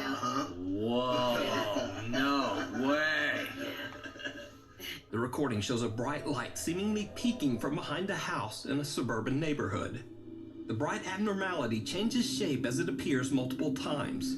Then it seems to morph into two separate lights and just floats away and disappears. A group of friends watch in disbelief. Jesse thinks that it might be some kind of entity accidentally captured on CCTV. As for me, I've honestly never seen anything like this. But just what do you think?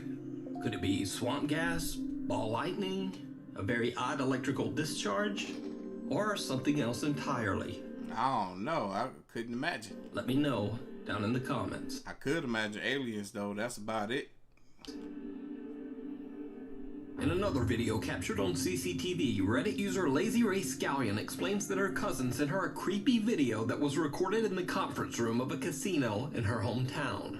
Redditor Lazy Ray Scallion also claims that human remains were found during the construction of the casino in which the conference room is located.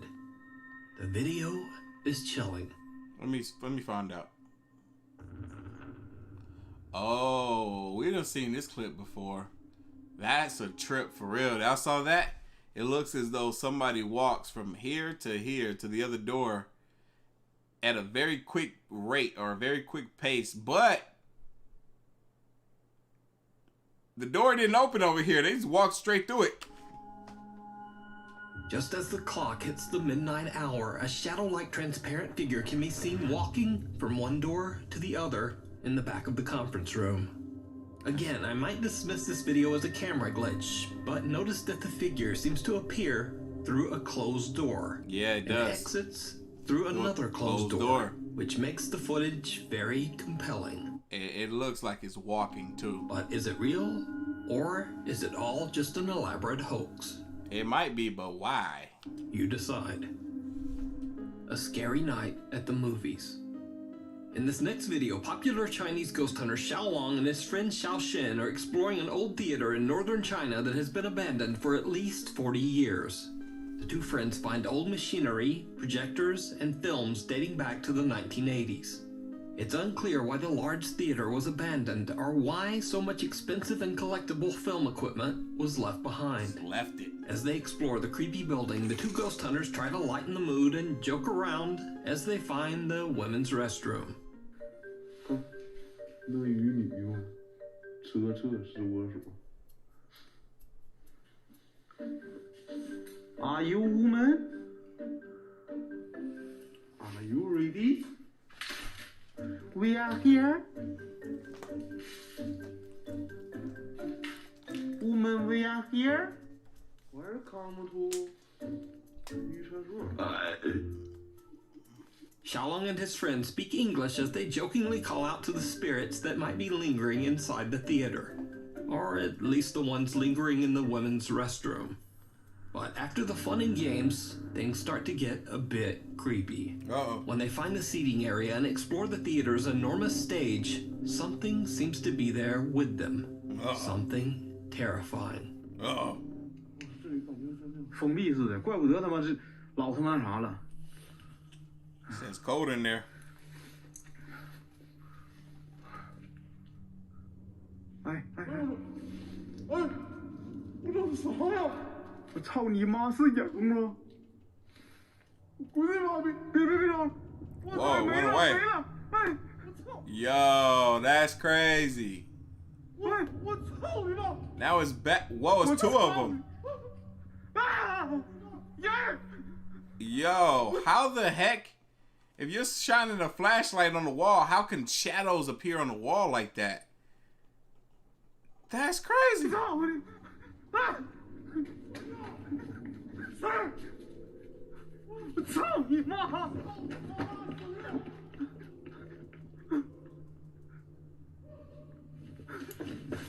That was interesting.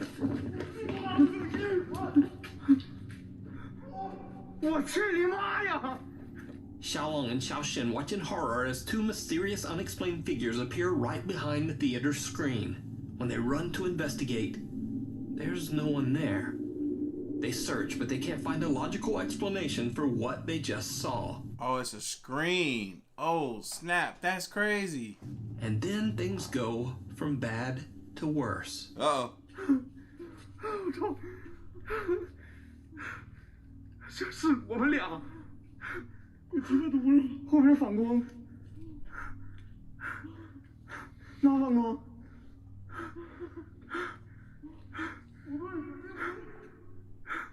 那不可能是咱俩。Said there's no way it was us. 啊！我操！啊！我操！我操！啊！我老兄弟们，我操你妈！ He's like, F you. F your mother.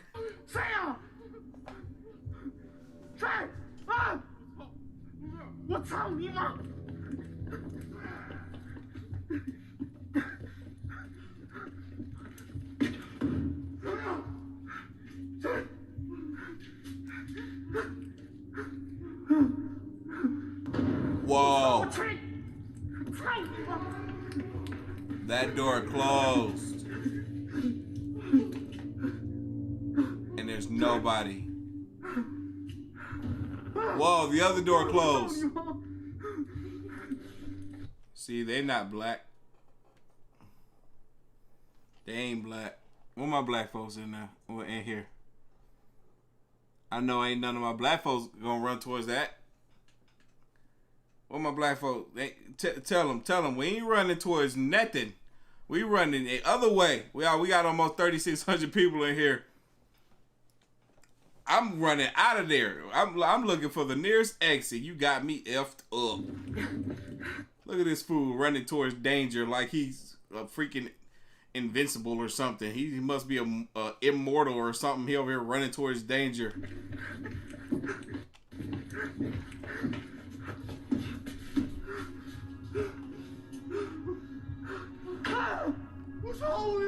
You gonna, let me guess, you gonna run towards that door too?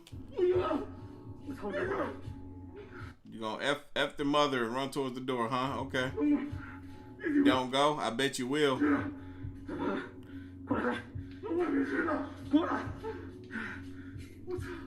He's like, don't go, come here. Don't go, come here. While they're getting closer to the door.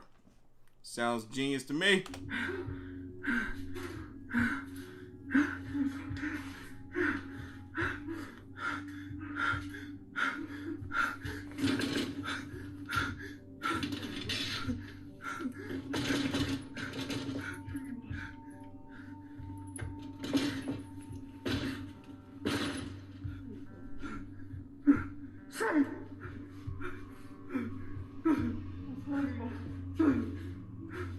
Nothing in the room. Nothing in the room. I saw somebody go in that room. The entire front row of the theater seats flipped down. Oh, that's what that noise was. How did they do that? How did they pull that off? The entire front row, almost, with the exception of a few chairs, which makes it seem even more impossible. How did they pull that off? Flip all those chairs. On their own, and then the theater door closes. The two friends are then led on a wild goose chase as they pursue something that seems to slam doors shut right in front of them. That's crazy. Unable to find the source of the strange activity, they return to the theater's seating area.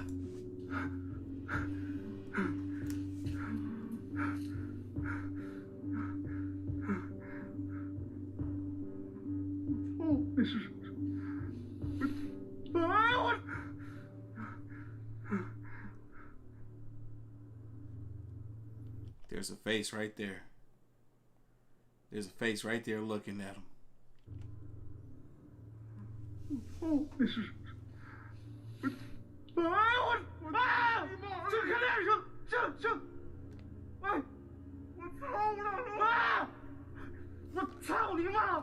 A pale figure seems to be watching them from one of the windows on the third floor.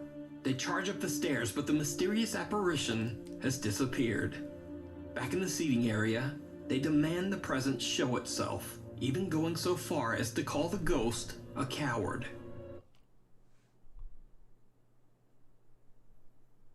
You asking for trouble now, idiot. You is asking for trouble. You a fool for that. Y'all, I'm about to get at the end of the live stream. I'm going to get on here and shout out everybody that's on the website copying That's Caps and all the other merchandise. I'm going to shout you guys out at the end of this video. We're almost done. Got about 8 more minutes. It did not go well. Tori said I would be running for my life. I would too.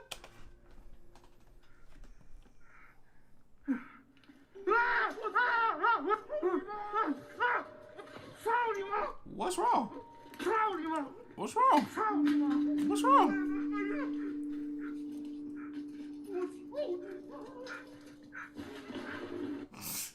He goes and kicks it.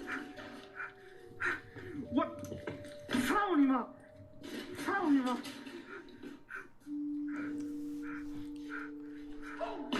They so focused on that bucket, man. That ghost is looking at them like, look at these stupid fools. Why they over here so focused on this bucket? I could just come up and attack them. Jasmine, shout out to Jasmine. Thank you for the dono, sweetheart.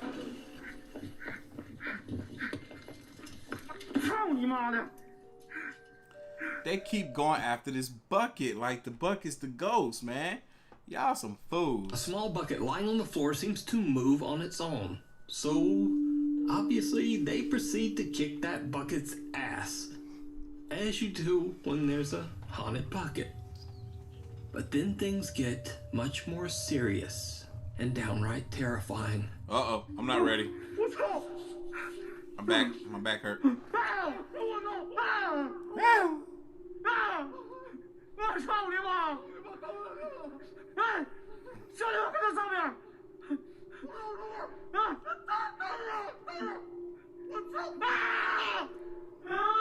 What?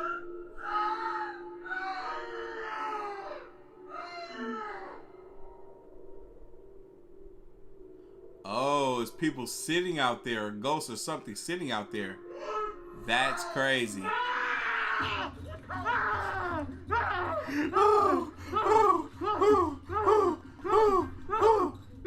How did I know he was gonna do that? How did I know he was gonna do that? I was just playing and he did it with me. He was screaming. I was just playing. You know what else is funny? My short memory. I forgot. What the heck? Where am I right now? I forgot. I had a thought and it left my mind. Dang on it. Gosh. It was a good one too. Darn it. Oh, I remember now. Alright, so you see you said it again. F your mother. Do y'all know why they yell that out? In their culture, they believe that saying slurs and swear words to ghosts and entities is the way to, you know, push them away, keep them at bay, kind of take control and scare them off. That's why they keep cursing.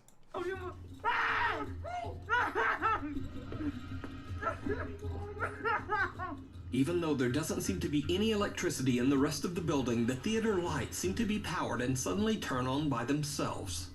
Oh, that's why they were so scared of them lights. They're like, wait a minute, this place is abandoned. These lights don't supposed to work in here. Even more horrifying, they illuminate no less than 6 dark shadowy figures lurking in the seating area, seemingly watching Xiaolong and his friends. You know what's funny? These ghosts is like, hey, it's been a long time since we watched a good movie. And look at these 2 idiots that done walked up in here. Let's make a spectacle out of them. I said the wrong word. Let's make a spectacle out of them. We're gonna put these fools up on the stage and make them jump around and kick a bucket like some idiots. And let's sit back here and laugh at them. Stupid. From the darkness, the 2 explorers are absolutely horrified. But things get even worse when all the lights suddenly turn off, including the explorers' handheld flashlights. Once Xiaolong gets his flashlight working again, the 2 make a run for it. You can watch this full exploration over on the YouTube channel, Outdoor Xiaolong. And by the way, I wanted to say there was a fake YouTube channel pretending to be Xiaolong's official channel. Hello, 我是户外小龙，在这里我郑重告诫，频道户外小龙铁粉皮儿，你已经严重了侵犯了我的隐私权、品牌权以及版权，请立刻停止你的。以后我的视频将会在户外小。Oh, wow, yeah, it's another channel pretending to be his channel. That's messed up. 小龙幽灵猎人唯一官方频道展出以及友情授权的 Next Top File， 感谢 YouTube 上面的每一位粉丝对我的喜欢与支持。So if you were subbed to the other channel, definitely go subscribe to his real YouTube channel, Outdoor Xiaolong. There are all new videos there, and they even have English subtitles. Hey.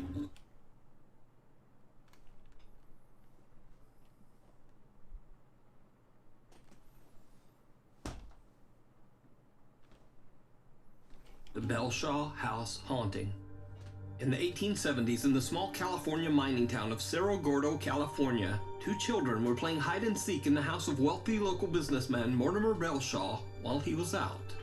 The children hid in a large steamer trunk in the master bedroom when the latch became stuck, trapping them inside. Tragically, the 2 children suffocated inside the steamer trunk. Dang. Cut to modern day. Visitors and workers at the historic Belshaw house in Cerro Gordo claim that the ghosts of the 2 children still haunt the home. Sometimes people hear the sound of children laughing and running, but other times they hear terrifying screams and banging. Many visitors who have slept in the master bedroom claim to have felt a strange heavy pressure on their chest. I ain't sleeping there. So, friends Brandon, Corey, Corbin, Elton, and Matt from the YouTube channel TFIL traveled to Cerro Gordo to spend the night investigating the creepy Belshaw house. The group decides to leave Corey and Matt all alone in the allegedly extremely haunted master bedroom. It did not go well. I bet. Matt lies down on the bed and is surrounded. Matt looked like the one that they would use as the dummy. By cat bell toys that shine colorful lights when touched or moved. Corey sits down next to the bed and the 2 investigators begin to ask questions directed at any spirits that might be haunting the old home.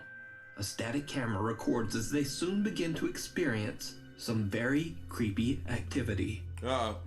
If there's anyone here with us, can you give us a sign? No, I'm gonna move your little bell things, your little cat things around your body.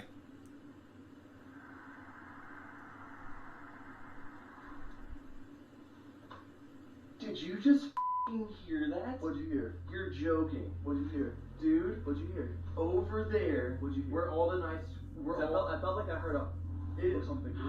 Oh my god, I thought for sure I was making that up. You just said, can you give us a sign? And it goes, I thought for sure I made that up. Like, I thought for sure I was like you heard that in your head? Yeah. No, I heard that. If that was you, could you give us a knock or maybe light up one of these balls on the bed? Light up one of these balls. Are you hearing this over here? I didn't hear that one. Dude, I'm freaking out, bro. I heard it. If you were a boy, can you knock 1 time? And if you are a girl, can you knock 2 times? You heard that shit over here? You heard that shit? You heard that, right? I thought it was 1.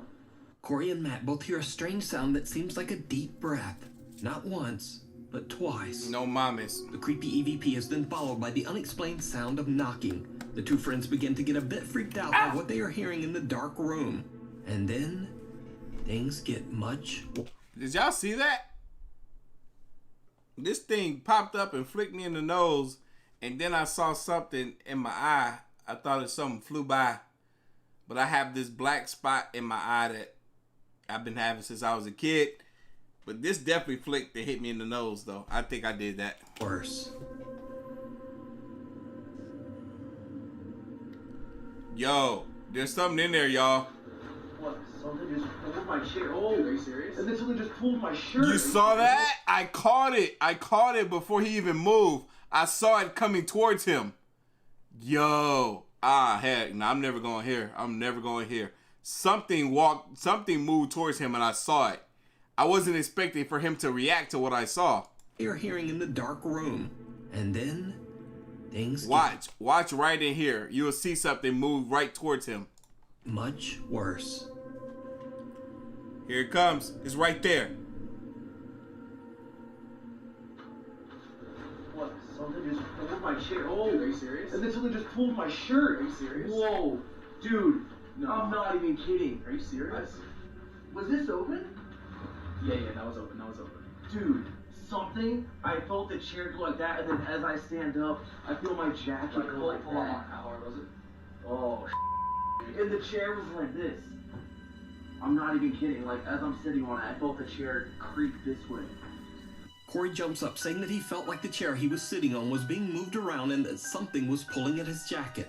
What the 2 don't know is that the static camera in the room captured something that they couldn't see. Something absolutely terrifying. So, did you see it? Yes. Right before Corey jumps up, a strange white figure can be seen floating towards him and then disappearing into thin air. Now, I'm not entirely sure what to think of this bizarre figure other than to say that it does look very odd. So I leave it up to you to decide. Is it real, or is it all just an elaborate hoax? You decide. I don't know. I can't. You can check out this full video over on the YouTube channel, TFIL. Thanks for watching. I can't call it. I couldn't call that one, boy. That was a mess. That was a mess. This is a good video. I got scared like a mofo right here in the beginning. I don't even know if I want to see it again. I feel like it's coming. I feel like it's... We just gonna leave it on his face. But anyway, thank y'all for hanging out, man. We did it. We reached over 3,600 people in the live stream today. I'm about to get on here and do these last bits of shout outs, and then we are out of here. Shout out to Ashley S for the what's this? This was a PayPal donation. Thank you so much. See this, that's Cap hat. Oh, she caught one of the hats earlier today. That's what's up. Shout out to you. I'm gonna autograph it for you and send it your way. I'm about to do the shout outs in a minute for the people that were on the website copping stuff. Taylor, could you please tell my beautiful wife Faith? Oh yeah, we did that one already, I believe. Yeah, we did. Shout out to Taylor. Shout out to your wife Faith. What's this? Happy anniversary, you guys? Yes, sir. What's today's day? Yes. Jess M. Hey, I would like a large Ghost or Real shirt, but you have no more. Oh no, I gotta check. It might be some still in inventory. I received my what's it, Sean or Sheen? Gray, I forgot how to pronounce your first name, brother. I'm sorry, but he says I received my hat and shirt and it's fire. I'm glad you like him, brother. Thank you for letting me know. I appreciate that. Rebecca says, thank you. Keep making me smile and laugh during my unemployment COVID. Oh no, I'm sorry to hear that, baby. But I'm glad I can keep a smile on your face. And I'm glad you're watching as well. Thank you so much for hanging out with us today. Let's see. Hold on, you guys. Hold on. Let me get to the rest of these other shout outs real quick. Let me get to the rest. Hold on, I forgot. I was right here on my phone. I can do it right here. Let me refresh. Boom. Augustine.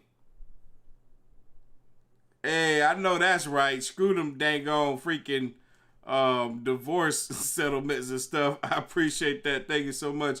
Brandon. Shout out to Brandon W. Always up in here. Brandon always trying to scare some dang old body. Alfred says, keep me through suicidal thoughts. Hey, keep your head all the way up. I've been there lately myself. But I'm glad you're here with us, brother. I appreciate you so much for hanging out. My mom thinks you're adorable and loves your smile. Hey, shout out to your mom, Britt. Let her know I said, hey. All right, y'all. Hold on. Now to see what you guys are talking about on the website. Hold on. Thought I got closer to my girl. You are entertaining. JB, shout out to you. Thank you for the dono. Rebecca, can we get your P.O. box? Hey, you gotta find it. I got like 500 videos that got my P.O. box linked in it. You gotta find that mug. I ain't sharing it no more. It's the same P.O. box though. I got like 500 videos with the P.O. box linked in it though. Promise you that. But hold on, let me get on here on the website and do a few more shout outs, and then I will be out of you guys here. One more video. Y'all are kill. Look, I got a bunch of orders to get together for you guys. Come on. I'm trying to get these orders together for you guys and do some stuff tonight. So I won't have so much on my plate for this weekend. But hold on. I might be able, wait, hold on, let me see. Hold on. Let me check out the website right quick. Not the website, but the channel. What we at in likes? We had 2,500 likes.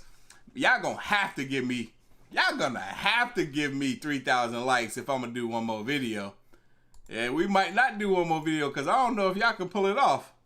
We only got 2,900 people in here. That means 500 of y'all have had to not already hit the like button. So we'll see. I got a few more shout outs in the meantime. But if y'all can get me to 500 more likes, which I don't think gonna happen, but I'll give you another video. Miss Silva, yet again, you've been on the website like crazy today, lady. I see you. Shout out to you. She done cop something else. Keith B, shout out to you. Thank you so much. Christian G. Alyssa E, thank you so much. Michelle H, thank you. Monique L, thank you so much. Scott L. Nikita, what up, Nikita? I see you up in here. Nikita R's, shout out to you. Thank you so much. Hold on, I'm curious. You cop 2 pullovers. That's what's up. Nikita, thank you so much. Hold on. Andrea M, thank you so much. Dustin, what you done got, man? You got 2 pullovers as well. Y'all got them. Hey, I'm about to sell these ALK pullovers out already, man. I'm telling y'all, I ain't bringing them back to a window while y'all over here playing around. What up, Travis? I see Travis B. He was one of our donators tonight. He's in here on the website as well. Shout out to you, brother. Thank you so much. Thank you so much. Hold on. Website looking weird right now. Okay, hold on. I'm looking at earlier today. King B, shout out to you. Steven, shout out to you. Daniela, shout out to you. Patrick C, shout out. David P, shout out. Mike C, shout out. Ty Lynn, shout out. Christian Miller, thank you so much. Yonsei, Miss Young, I see you up in here. Shout out to you. He was one of the early ones earlier today. I see you, Tristan. Andrea, thank you guys so much. Caitlin, thank you so much. Rebecca, I see you. Bethany, I see some of the people from Patreon that was able to get on the website and cop early and with their discounts. I see y'all up in here. Shout out to y'all. I'm about to shout you guys out. Ashley S, shout out to you. Santos C, Amy R, Tamara, y'all see I got a bunch of stuff I'm about to be autographing, y'all. I got a bunch of stuff. Amy R, Dustin R, I see you up in here. Brandy G. Oh, Miss Silver was one of the ones that copped last night too. Katie, what up? Yes, I see y'all up in here. Calvin, these my Patreon folks. Trisha, thank you so much. Cindy. But let me see. Let me go back. Let's see. We're at 2,800, y'all. We are at 2,800.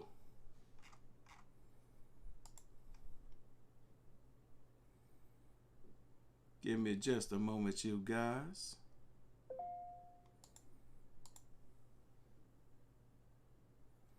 All right. Dortha, is that how you say your name? Shout out to you. Anna.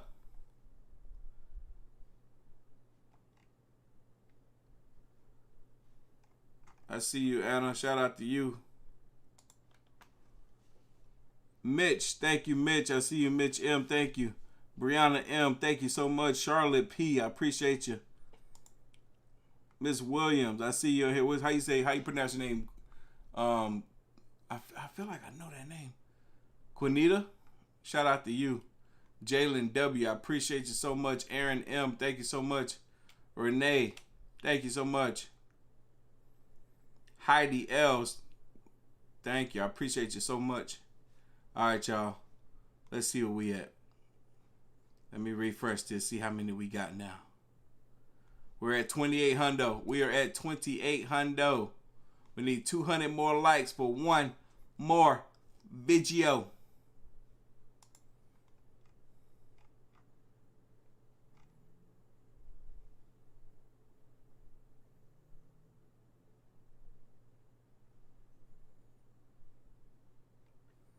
Hold on, y'all. I'm trying to check out something right here real quick right here.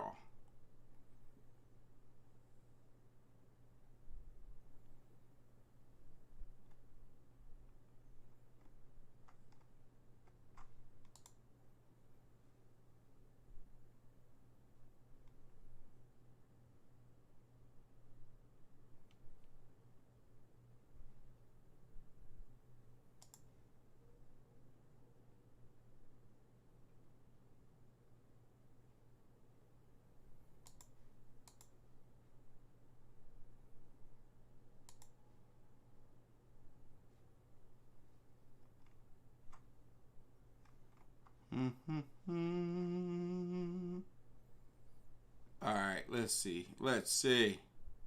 We need 100 more to go, baby. 100 more to go, and we'll be ready for the next video. Hey, from Maine, Robert, shout out to you. Y'all, we is in here. We is in here. Y'all, I hope y'all are having a great end of the week. Hanging out with your boy. I appreciate y'all so much. Joey done copped something else on the website yet again. Thank you so much, my brethren. Hold on, let's see. Who was this?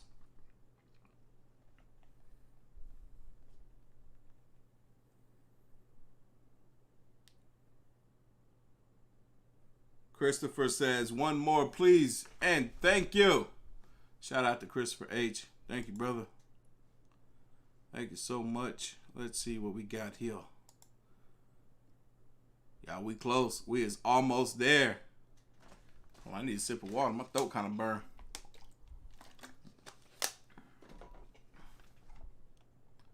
People saying we only need like 20 more likes. I can't even see that number. I only can see the round number.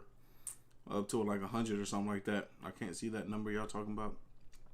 Unfortunately. Come on, baby. Y'all hit that like button for your boy. So I can knock out this last video. And so we can be on our way. I got a lot of products assigned for you guys tonight. I got to sign and get together a few orders after I fold up the rest of these shirts. We're at 3K, baby. We're at 3K. Y'all ready? We got one more video. This is an interesting video here. I was actually planning on saving this video for a different day. But y'all are asking tonight, so I'm going to give y'all this one last video. What up, K Grimes? Thank you so much for the dono. This video right here is 5 unexpected internet mysteries that will scare the life out of ya. Y'all ready? I'm ready. Let's get it.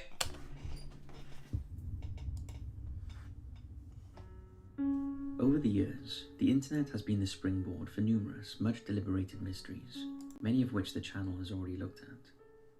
Some, such as Cicada 3301, are a mental challenge. Others are more vague in purpose, albeit menacing, such as 11BX1371. Some, like the theories regarding mukbang YouTuber Kate Yup, are just plain disturbing. Well, here we will be exploring 5 more eerie and unexplained internet mysteries that we are sure many will baffle you. Now, before we begin, we just wanted to say that if you miss our long format documentaries and Murderous Minds series, head over to Patreon, where for just $2 a month, you can catch up on all of our latest and exclusive documentaries. We have hours of content over there waiting for you. But remember, as is all... And y'all, make sure if y'all haven't also supported my Patreon, Artofkickz on Patreon, make sure y'all do that as well. I'm about to have some exclusive stuff as far as like podcast interview over there, as well as y'all get discounts, y'all get early access to merchandise and all that good stuff. So make sure, Artofkickz, look me up on Patreon, baby. It's been the case from the start. If you genuinely can't afford $2 a month, we offer all of our Patreon exclusive content for free, no questions asked. We understand times are tough, and not everyone can afford it. So if you genuinely cannot, just drop us an email at patreon@top5s.co.uk to see all of our content for free. Now, let's... Y'all, just let y'all know I'm be shouting out the rest of you guys at the end of this video. Begin. Thank you guys for the support.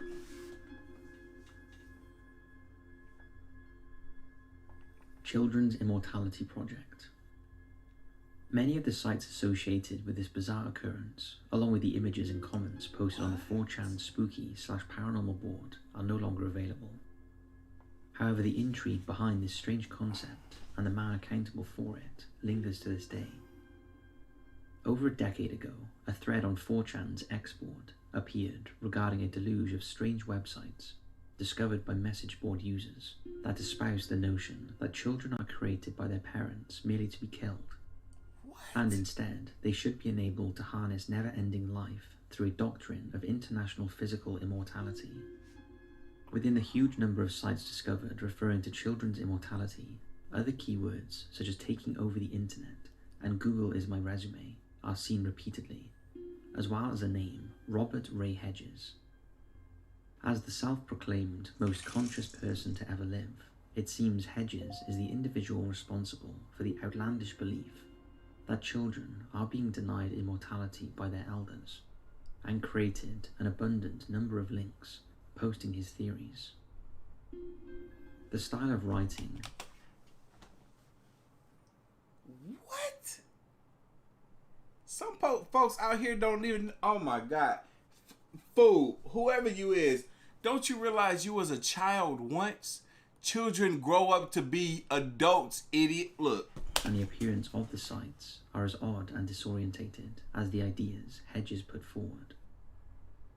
Many of the websites have been deleted, but some of the archived comments from 4chan members give insight into what they experienced after encountering Hedges' sites. One user explained that 4chan is a weird place, man. After providing a confirmational email address, they received bizarre and unexplainable emails, and that these scared them enough to prevent further investigation. Another user claims that it was really a deprived cult behind the site, and clicking on certain links would enable you to obtain membership. Though no evidence for such claims are offered, the posters do seem genuinely spooked out by Hedges' sites, which have been collectively dubbed the Children's Immortality Project, and they warn other curious posters to stay clear of them. The real purpose behind Hedges' content, and what has become of him now, is somewhat of a mystery, though the extent of the sites and the peculiar nature of them still prompt speculation.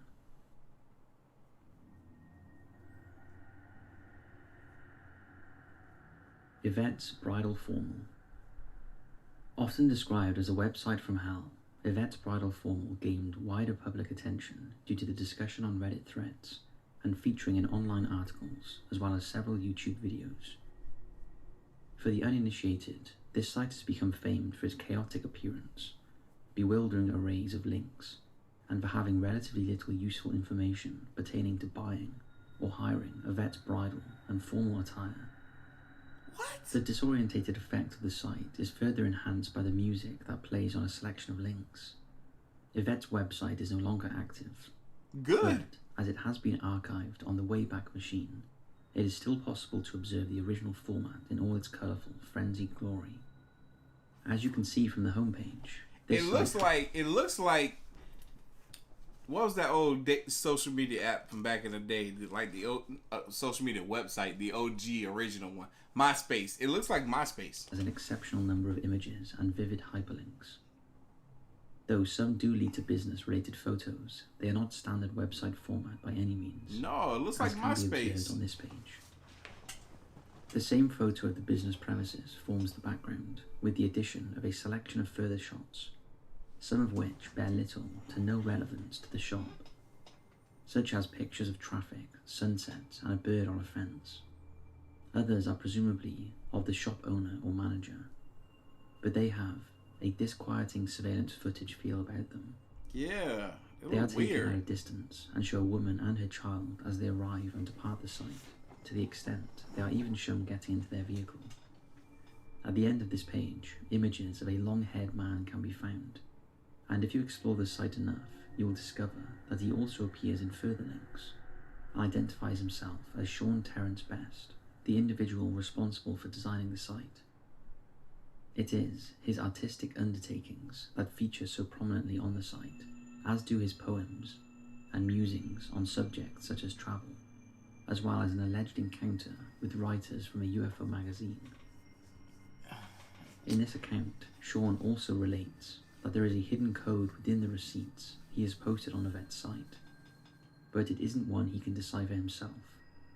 A further example of the surreal and obscene content incorporated into this website. So you telling me this man, how do people even find out about this website, man? How folks be doing some weird stuff that a lot of folks may never even know about, or some folks may stumble upon just randomly. But how do you put codes in the website for people to decipher that you yourself can't even decipher? You an idiot.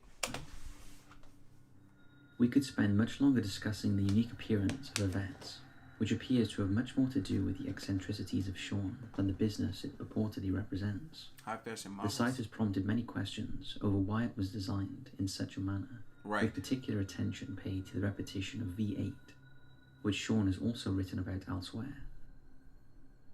It is this conspiracy theory that the code embedded in Yvette's website alludes to.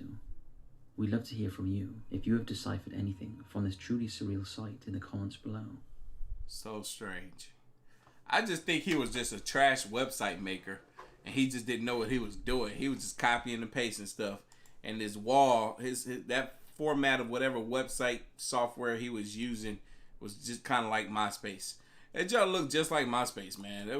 I ain't even understand MySpace back in the day. I hated it. Rita, thank you for the dono. Uh-oh, Reddit. What happened to user Flip and Flop? Flip and Flop. For those of you familiar with Reddit, you'll know it appears to have a community for everything. Yeah. So it's no surprise that one of the subreddits is Are Drugs, where Redditors discuss the effects of illegal substances they've either taken or are thinking of trying. Oh, okay. The sub's About describes it as a risk reduction resource that promotes harm reduction and fights against the drug stigma. Interesting. It's basically a community that looks out for each other whilst experimenting with drugs. While on April 17th, 2017, a post appeared from user Flip and Flop that read, "Finally got my hands on some Datura. How much should I take?" Many of the commenters were concerned and advised the poster that the only safe dose was none at all, whilst others shared their experiences and many warned against it. To give you a bit of background, I never even heard of that. Have y'all ever heard of that? Datura? Datura. It is definitely not something you want to mess with. Datura is a poisonous flowering plant known amongst other names as moonflower, Jimson weedweed, and halsbells. The seeds and flowers of the plant are especially deadly and, if ingested, can cause respiratory depression, fever, delirium, hallucinations, psychosis, and death. Oof. For centuries, Datura has been utilized in some cultures as a poison, and in some parts of Europe and India, it has even been used for suicide and murder. Modern users of the drug either ingest or smoke it for its hallucinogenic effects, and many tragic accidents have occurred as a result of young adults dying or becoming seriously ill from intentionally ingesting Datura. The onset of symptoms generally occurs around 30 to 60 minutes after eating or smoking the herb. These symptoms generally last from 24 to 48 hours. Woo! But have been reported in some... Woo! Imagine the effects of this thing lasting 24 to 48 hours. There's no way. Cases to last up to 2 weeks or longer. 2 weeks? Oh no. The overwhelming majority of those who describe their use of Datura find their experiences extremely unpleasant, both mentally and physically. How about that? Majority of people that have tried this says that their experience is extremely unpleasant, both mentally and physically. Why would you do that to yourself? And those most seriously affected are often hospitalized and either have their stomachs pumped or are given drugs to reverse the effects. Wow. Although sadly some do not make it. With all this in mind, when Flip and Flop later added to his post by saying this, "I've crushed some seeds, around 15 to 16 in my mortar, and put them in a glass of hot water. I've added some lemon juice and sugar to mask the taste.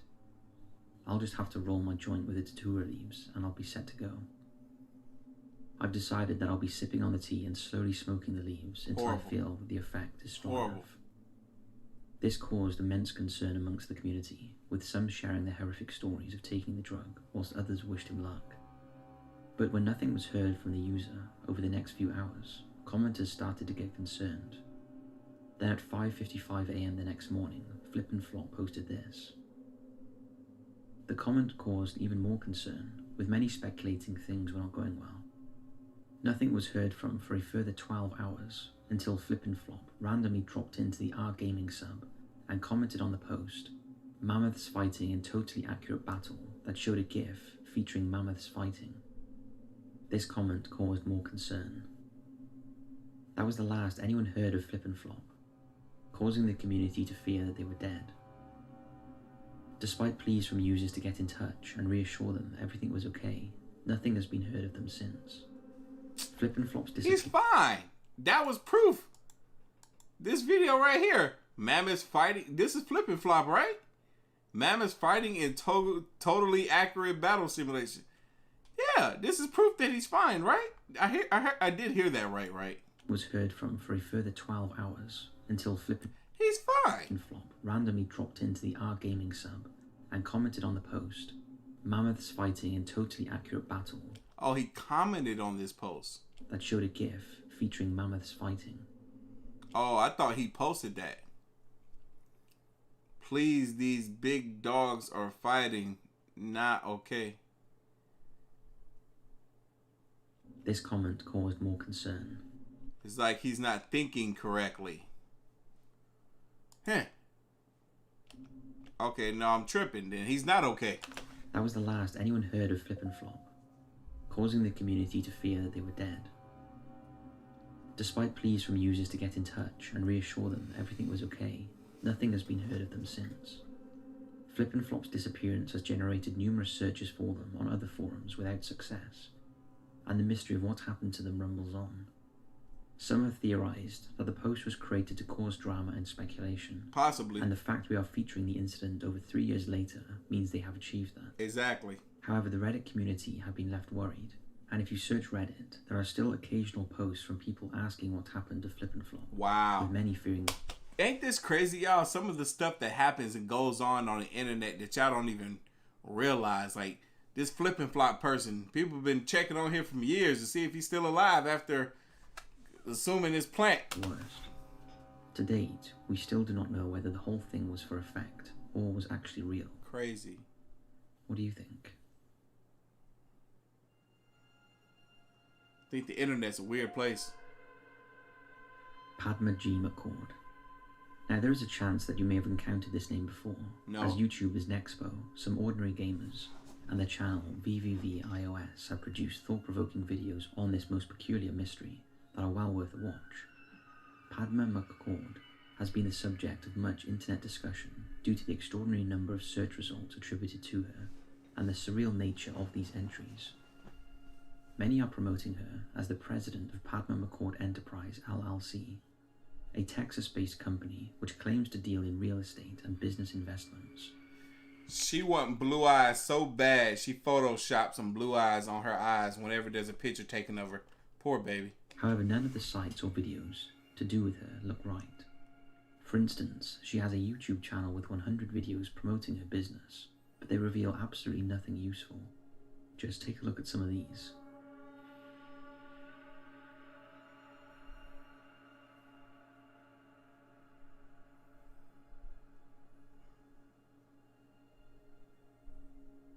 Yeah, weird channel.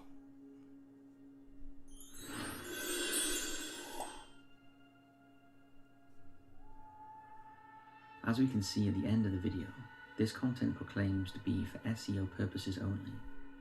By creating websites such as this, with a formal, professional sounding address, one would assume the site would be full of helpful information, such as contact details, a biography, and a portfolio of her work. Right.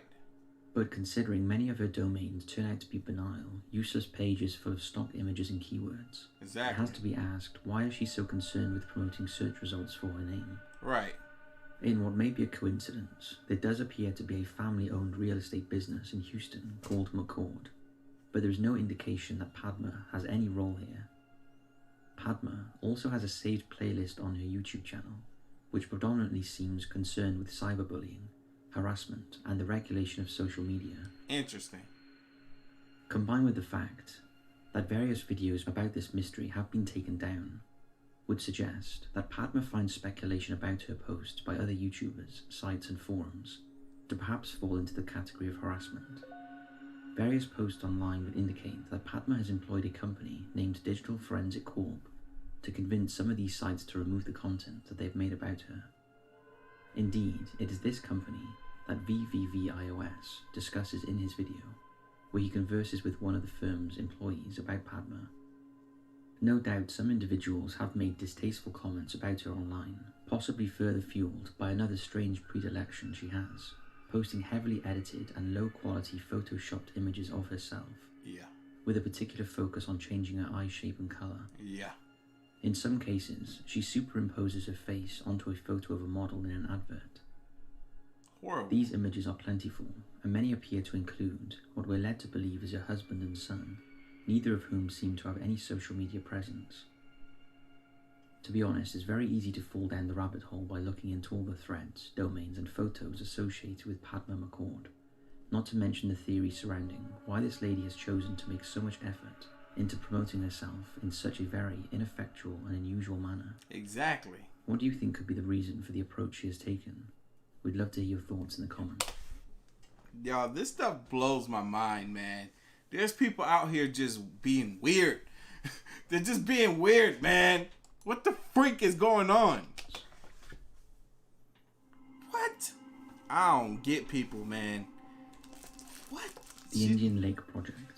Like, how does she put in time and effort to create something to where her name is being pushed out there with no direction? She got websites in place and everything, but no contact information. She's supposed to be promoting real estate, but there's like no real estate. It's like, what? Who puts in this effort to create this thing? It's almost as if you like, hey, I just want people talking about me. Even if there's complete mystery around who I am. I just want people talking about me. I want to, if anything ever happened to me and I leave, hey, people knew something. This is a curious mystery that appeared between 2005 and 2013 on a blogspot, and to this day remains a topic of much conjecture. Part of this enigma-enduring appeal is due to the imitation of a CIA mind control project involving children, one which led to the most infamous Central Intelligence Agency's ventures, Project MKUltra. Hey, you capping, Horizon. You couldn't have binged all my videos. I got 2,000 videos. You found me a week ago? Nah, you ain't watched 2,000 videos. You capping. The individual writing the blog, who identifies himself as only John, details how his uncle discovered a metal box in 1997 whilst walking around Indian Lake in Hamilton County, New York. After John's uncle passed away in 2002, he came into possession of the box, which contained photographs, reels of 8mm film, and a variety of documents. The copious black and white photographs depicted military personnel, some of the buildings and facilities that he believed existed at Indian Lake in the 1950s, and some of children. Some of the photographs of children appear to show them as test subjects, identified by first only names and numbers. Okay. Troublingly, a few of the youngsters appear to be held in cages or cells, as they stare from behind bars. It's weird. John supplements the found photos with some of his own after he visits Indian Lake and discovers abandoned buildings and an underground complex hidden deep in the woods, complete with odd bed frames that certainly look like they have been there for a long time. The contents of the box leads John to believe that Indian Lake was home to a highly classified base where mind control experiments were conducted on children under the banner of Project Artofkickz. The sinister intentions of this CIA operation can be observed in a memo from 1952 regarding Project Artofkickz, which inquired, can we get control of an individual to the point where he will do our bidding against his will and even against fundamental laws of nature, such as self-preservation? The operation saw subjects interrogated, hypnotized, and drugged in order to discover if they could be compelled to act as an assassin. I don't even look. I can go into depth, into detail, but that would be another video about some of the mind control stuff that has been, studies that have been conducted on people throughout the years, certain drugs, certain hallucinants, all type of stuff that they've used. Though no mention of minors in experiments has been mentioned officially in connection with Project Artofkickz, which directly precedes the notorious Project MKUltra. But then would any government willingly acknowledge experimenting on young, vulnerable individuals in such a monstrous manner? It's worth noting that pupils at Willowbrook State School in New York, a large facility for children with an array of disabilities, were injected with hepatitis in order to observe the nature of the virus. This was rightfully described as the most unethical medical experiments ever performed on children in the United States. Crazy. But it begs the question, what other equally disgraceful experiments have secretly been conducted on children? John's investigation takes some interesting turns. He is contacted by a woman he calls Mary, who confirms that her father worked at Indian Lake on the project, providing information corroborated by the documents in John's possession. But after a while, he begins to distrust her declarations of wishing to aid him in his quest to discover the truth, after Mary requests for him to send her the original photos of the children he has. John holds contact with Mary and refuses to publish any of the documents he has. He also writes that his house has been broken into, but nothing has been taken, and he starts to receive menacingly silent phone calls multiple times per day. The last blog entry is on February 25th, 2013, and despite providing a Twitter link, on which he posts the next day, promising new information to follow, he never posts again, leaving us all to wonder if there were ominous consequences to his revelations about Indian Lake. Or was this just a detailed hoax or art project? What do you think? Yo, for there to be so much in-depth information about what would have been the origins of those images, it almost seemed as though that could have been a real story, and now this dude has been hushed up because of what he knows. Wow, that was very fascinating. Very, very interesting. I enjoyed that video. Blast Cap, what you talking about? Here's some more. I forgot to get rid of my... Before you're a fool. Thank you so much for the dono. Thank you so much for the support. Y'all, we've made it to the very end of this live stream. I've been in here much longer than I expected and that I really, really needed to be in here. But nonetheless, I had a good time hanging out with you guys and watching all these different videos. I'm about to get to these final few shout outs, and then I am out of here to get some work done. I gotta stay up late and work for you guys, baby. Gotta work for you guys. Augustine, thank you, brother. I see you on here as well. Brandon, shout out to Brandon again. Shout out to Heidi yet again. Thank you guys so much. All right, hold on. Let me get to it. Let me get on the website right quick and see who cops some merchandise for me to autograph and send out to you guys. Just a moment, chill. Hold on, let me get on here real quick. Here we are. Let's see. Robert, shout out to Robert D.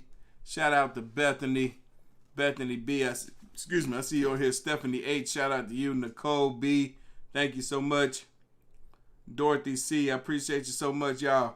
Again, thank y'all for hanging out with your boy tonight. But y'all know what time it is. If you like this reaction, hit that like button. Hit that subscribe button. Stay tuned for more. As always, the link to everything we watched tonight will be down in the description box below. If you haven't already, make sure you follow your boy on the gram and Twitter at Artofkickz. And if you haven't also, the caps, that's Cap, available on the website right now, artofkickz.com. And also, the It's A-OK pullovers are back. I will catch you guys in the next one. Y'all have a safe and blessed night. See you Monday.